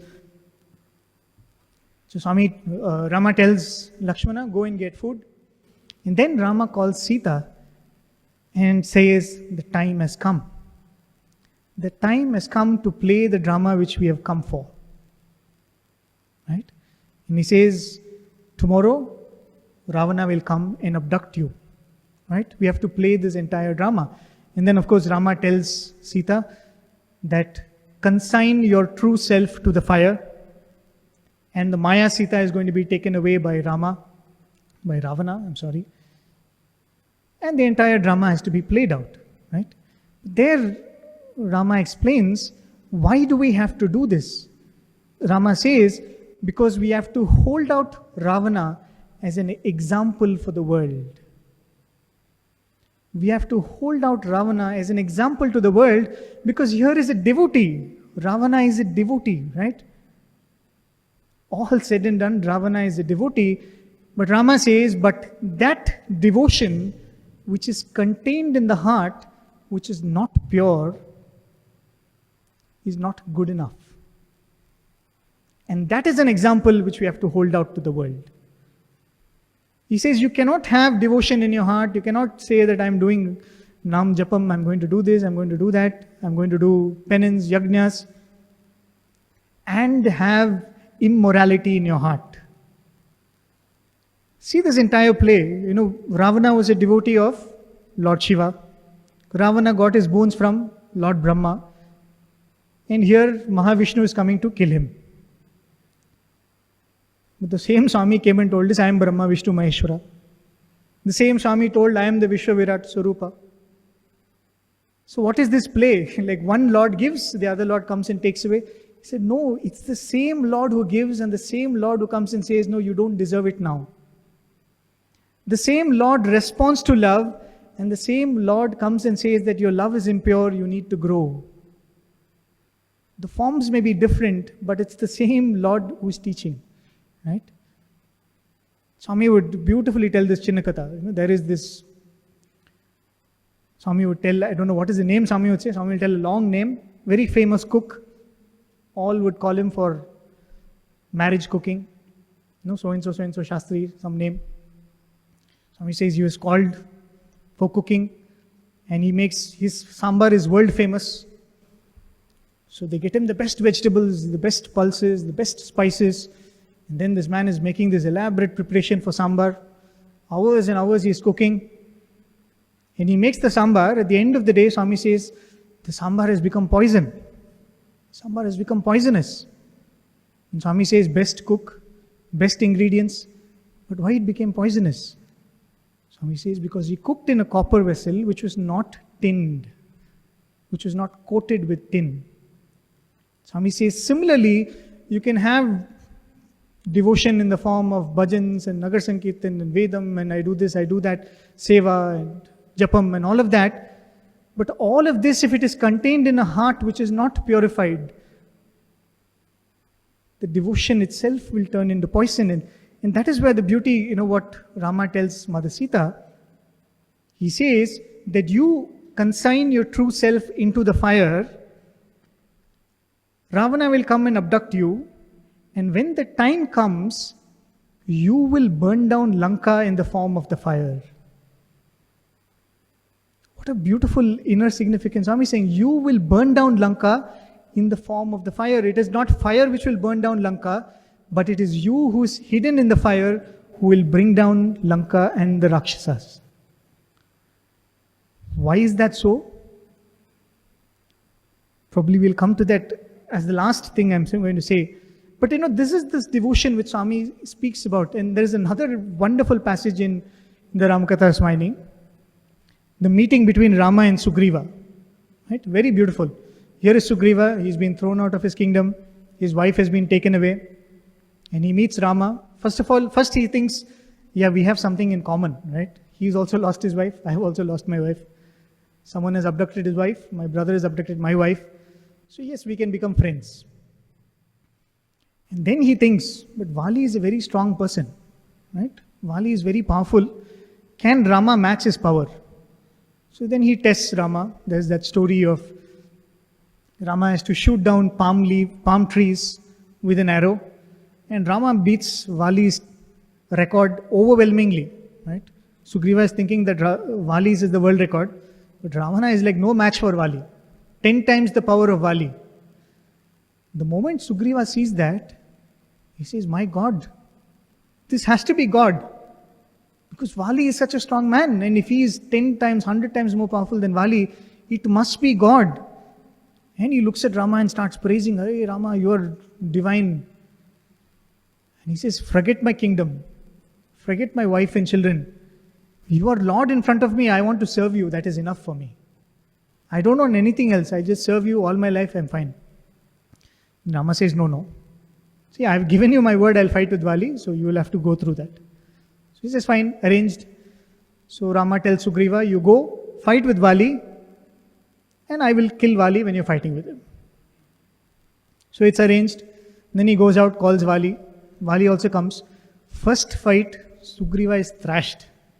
Right? Left, right. He's no match. And Sugriva all the time is looking towards the mountains, thinking that arrow will come. In the meanwhile, he's beaten black and blue. He comes back to Rama. He says, Rama, what have you done? He said, why have you done this to me? This is unfair. You've tricked me. You sent me like this, you got me beaten up. I was unprepared. At least had I known that you're not going to fire, I would have at least tried harder, as though that would have helped. Right? These are all arguments that we as devotees give Swami, right? He says, at least I would have tried if you could not have. Then Rama tells a very beautiful thing. He says, Sugriva, the problem is, you and Vali look so similar to me. He says, you and Vali look so similar to me, and Swami gives the inner significance of that, because Vali also is a devotee. He says, Vali also is a devotee, and Sugriva, you are also a monkey. Right? You are also a monkey. He is intoxicated with power. You don't have power, so you're not intoxicated. So Rama tells him, you and he are similar. How can I kill him and not, favor you and not him? Imagine, that is a very beautiful thing. Both of you have the same devotion and both of you have the same problem. With devotion, with power, he has gone mad. You are with devotion, but you don't have power, so you're safe right now. But when power comes, no guarantee that you will be the same Sugriva. That is the hint that Rama is giving Sugriva, that you are also capable of doing the same things that Vali is doing. Your devotion is not enough. Finally, the story goes, he puts the garland, and Swami says that is a special grace that Rama is giving Sugriva. And Swami would say that, when he is talking, sometimes God will give you grace when you deserve it, sometimes it is an overdraft. Grace is an overdraft. You don't deserve it, but okay, seeing your past record, God is giving you an overdraft. But sometime you should earn that money and repay, right? So Sugriva is given an overdraft, special grace in the form of a garland, and then he beats Vali. But before the scene of him defeating Vali, what happens? Sugriva is shouting like this, Are Rama, you are like this, you left me, you don't have any power, what are you doing? So Rama says, okay, come Sugriva, and starts caressing the wounds on his body. And even as Rama is caressing the wounds on Sugriva's body, the wounds vanish. Again Sugriva is saying, Are, you are God. Oh Rama, you are God, you are divine, in one touch of yours all my pain is gone. So this time Rama tells Sugriva, Bangaru, this is not devotion, this is emotion. He says, what comes and goes can never be devotion, it is only emotion. What comes and goes can never be devotion. And the beauty of the character of Sugriva is, towards the end, he actually manages to come up to a certain extent. Because all through there are these flip-flops, right, of Sugriva. After he becomes the king, he forgets his word to Rama. Then Lakshmana had to go and fight with him and remind him. Then when he goes to Lanka, he goes and tries to fight with Ravana, forgetting his own power. Right? He forgets that it was because of Rama that he won against Vali. He goes in front of Ravana and gets thrashed and comes back. So this emotion keeps going on, but finally when Rama sends word that I am going into the Sarayu, I am going to put an end to this avatar, the first person to come all the way from Kishkinta was Sugriva. He hands over the kingdom to Angada and he comes. Rama, I am ready to come with you. Why? From that emotional up and down devotion, he actually matures. And that's why Swami says, that's up and down devotion. And Swami says that this whole drama is to hold out Ravana as an example. This is not devotion, and if you have this devotion, it will not take you the entire distance. This devotion will be impure. And the beauty is, what does Rama say? Sita, you go. I will come and then kill Ravana. Why? Why should Sita go? Ravana has done enough, right? Ravana has done enough bad to be killed already. Why should Sita go? And Rama tells Sita that it is your devotion which will become the fire and will burn Lanka. See, a person might do any number of bad deeds, but when under the umbrella of grace, long rope. To understand that, you just have to look around in the ashram, right? Self included. There are a lot of us who have grace. grace of Swami, but not grace in behavior. Right? It is because probably we are using some benefit of the past. But when we are receiving the grace, if we don't purify ourselves, that's a very, very, very dangerous, slippery path that you take. And most of us slip down that path.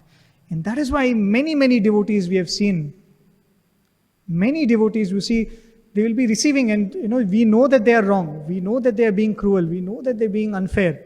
But Swami will be keeping quiet. Why? Bank balance is there. But when the bank balance is slowly depleting, if you don't keep investing again and again, at some time it's going to run dry. And that is what happens to most of us. If we don't learn true devotion, going back to that same story of the cobbler, there was one more question that T.G. Krishnamurti Garu asked, which was very pertinent. He says, Swami, if he is such a great devotee, why is he poor? Why is he a cobbler? Why can't he be a rich man? Then Swami says, his goodness stopped at walking those 15 miles and lighting that camphor. That was the only goodness he had. But otherwise he was an immoral man. He had many wives. He cheated people. He drank, and he also ate non-veg. So for all that karma he has to suffer. But the devotion that he has shown to me, I will respond to that. So same way we all have, we might not, it's not grace necessarily the grace that we directly receive from Swami. All of what we have is grace. If you are born in a middle class family, it's grace. If you are born in a family where we could get educated, it is grace. But when having this grace, if we don't constantly embark on this journey of purifying ourselves, at some time this grace will become a burden, right? And that is why Mother Sita is sent. Why? Just like in the ashram, you can see parallels. You can do any number of wrong things, it's okay.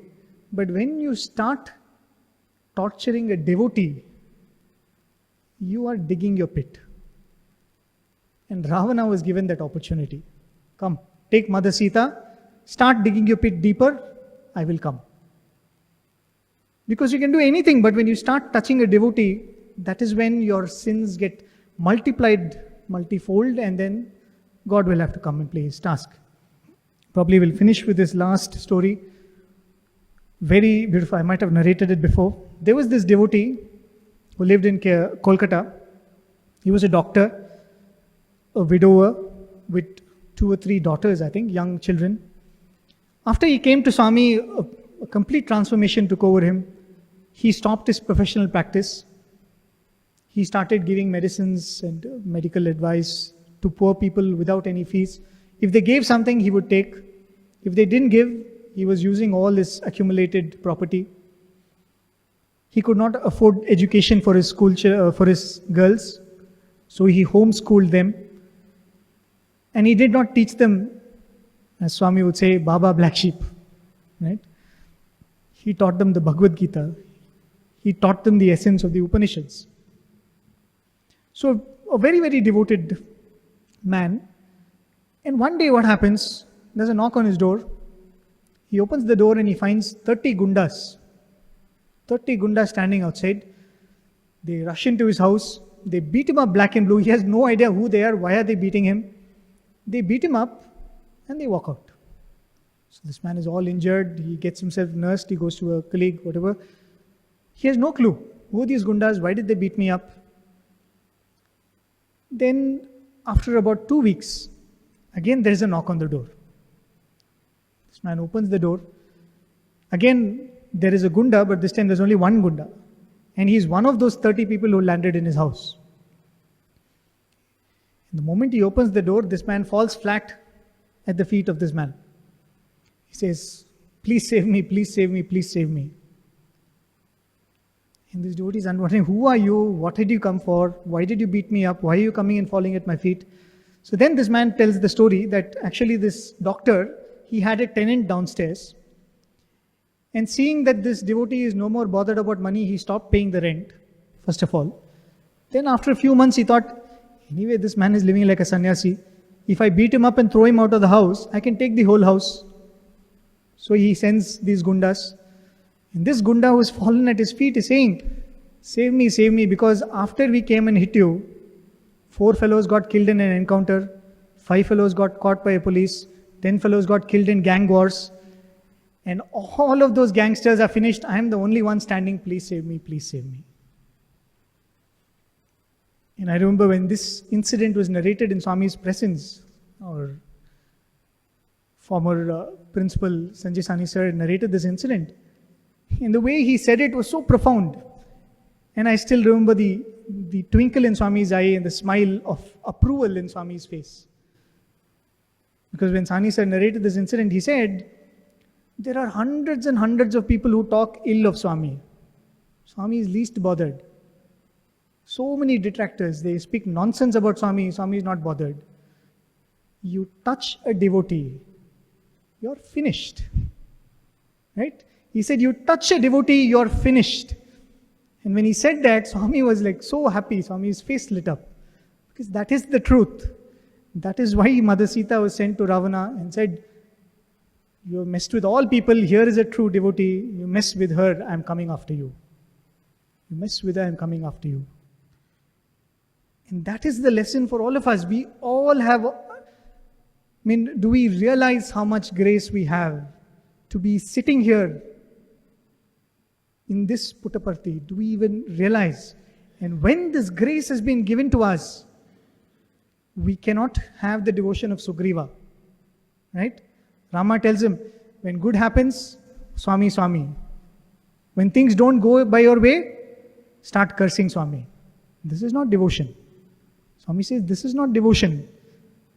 That's why in 1947 Swami told, Manchi cheddalu kuda samamuga bhavinchu chundute bhakti naku. He says, you have your own definition of devotion. My definition of devotion is to be equanimous, be it good or bad, pain or sorrow. That is devotion for me. So when we are receiving this grace, we cannot be like Sugriva, flip-flop. When we are receiving this grace, we cannot be like Ravana, thinking that when I go to Sai Center, when I go to Puttaparthi, when I go to Kulwant Hall, I'll be good. But in my home, I will trouble the maidservant. No problem. When I'm in my home, I will cheat that vegetable vendor. I will give him less. He said, that does not work. Right? And that is the beautiful example. We started about Ramayana, but the Ramayana starts with the story of Valmiki. Right? Story of Valmiki. And in his episode, the entire Ramayana is contained. Why? Because here is a dacoit. Right? Valmiki is a dacoit. And what kind of dacoit? Merciless. He kills people and takes away their possessions. The most merciless form of dacoit is Valmiki. And he sits and chants Ram, Ram, Ram, Ram, Ram. From Ratnakara he becomes Valmiki. What is the next episode which we read about Valmiki? He sees a bird being shot and his heart starts crying. What a transformation is that? From a hardcore dacoit who has no mercy in his heart. He kills people, right? Whether you're a father, you're a daughter, you're a son, you have a child, you're a mother with an infant, I don't care. I want what you have, I kill and I take. From that merciless dacoit to the point where a bird is being harmed and he starts crying. Right? That's how the Ramayana starts. He starts crying when the bird is being killed. That is what should happen when Rama takes the throne of our heart. That tenderness should come. Because that is the tenderness that Rama embodied, that is the tenderness which Krishna embodied, that is the tenderness which Swami embodied. To end with one last, really the last interaction with Dr. Hislop. Once when he was talking to Swami, very casually he said, Swami, from the time of Krishna to Sathya Sai, he was asking a question. He was framing a question. He said, Swami, from the time of Krishna to Sathya Sai, Swami said, stop. I am Krishna. There is no time. Swami said, I am Krishna now and forever. There is no time. Where is time? It is not from the time of Rama, from the time of Krishna. No, when God was Sathya Sai, no, now. It is now. That is the essence of the immense grace we all are blessed to have, right? So with those few words, I really thank Swami for the opportunity to think of Swami and Swami in the form of Rama, and I thank you all for your very, very patient listening. Most humbly offer this talk at Swami's lotus feet. प्रेम मुदित मन से कर राम राम राम राम राम राम राम राम राम राम राम मन से कहो राम राम राम राम राम राम राम राम राम श्री राम राम राम पाप कटे दुख मिटे लेत राम नाम पाप कटे दुख मिटे एक राम नाम भव समुद्र सुखद नावा एक राम नाम भव समुद्र सुखद नाम एक राम नाम भव समुद्र सुखद नावा एक राम नाम भव समुद्र सुखद नाम एक राम नाम परम शांति सुख निधान दिव्य राम नाम परम शांति सुख निदान दिव्य राम नाम निराधार को आधार एक राम नाम निर्वाधार को आधार एक राम नाम माता पिता बंधु सखा सब ही राम नाम माता पिता बंधु सखा सब ही राम नाम भक्त जनर जीवन धन एक राम नाम भक्त जनल जीवन धन एक राम नाम राम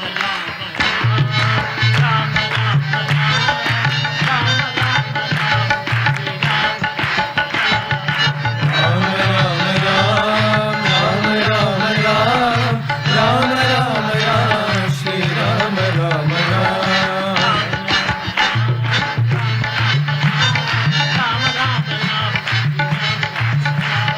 राम राम राम राम राम राम राम श्री राम राम राम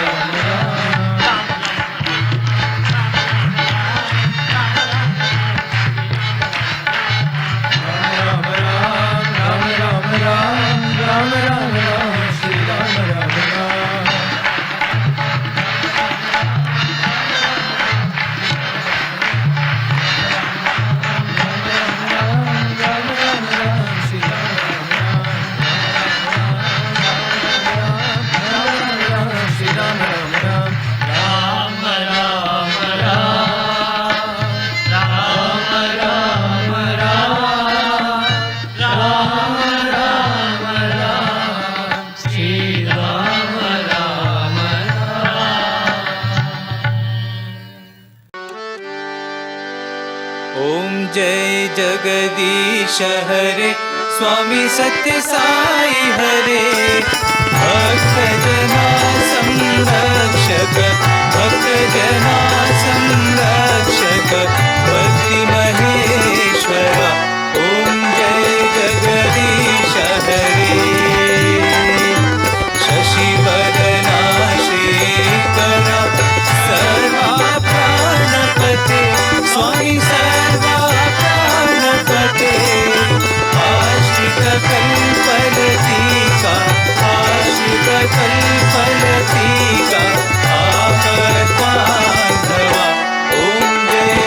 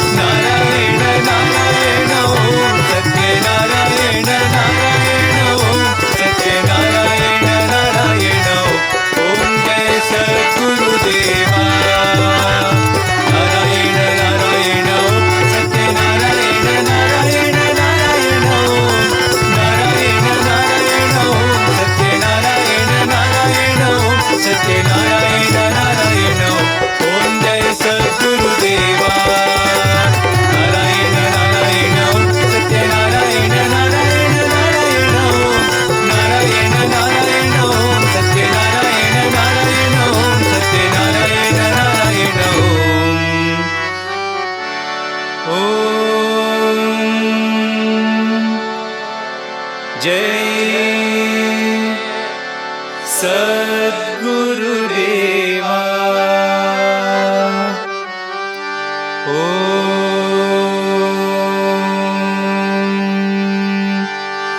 शांति शांति शांति समस्त लोकाः सुखिनो भवन्तु समस्त लोकाः सुखिनो भवन्तु समस्त लोकाः सुखिनो भवन्तु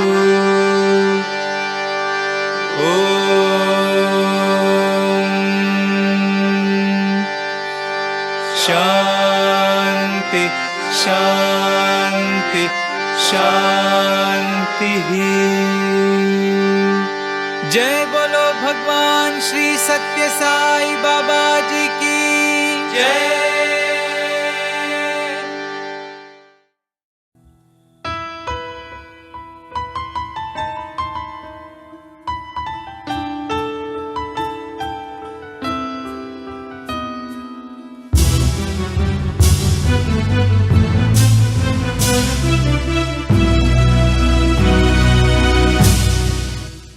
जैसे सूरज की गर्मी से जलते हुए तन को मिल जाए तरवर की छाया, ऐसा ही सुख मेरे मन को मिला है। मैं जब से शरण तेरी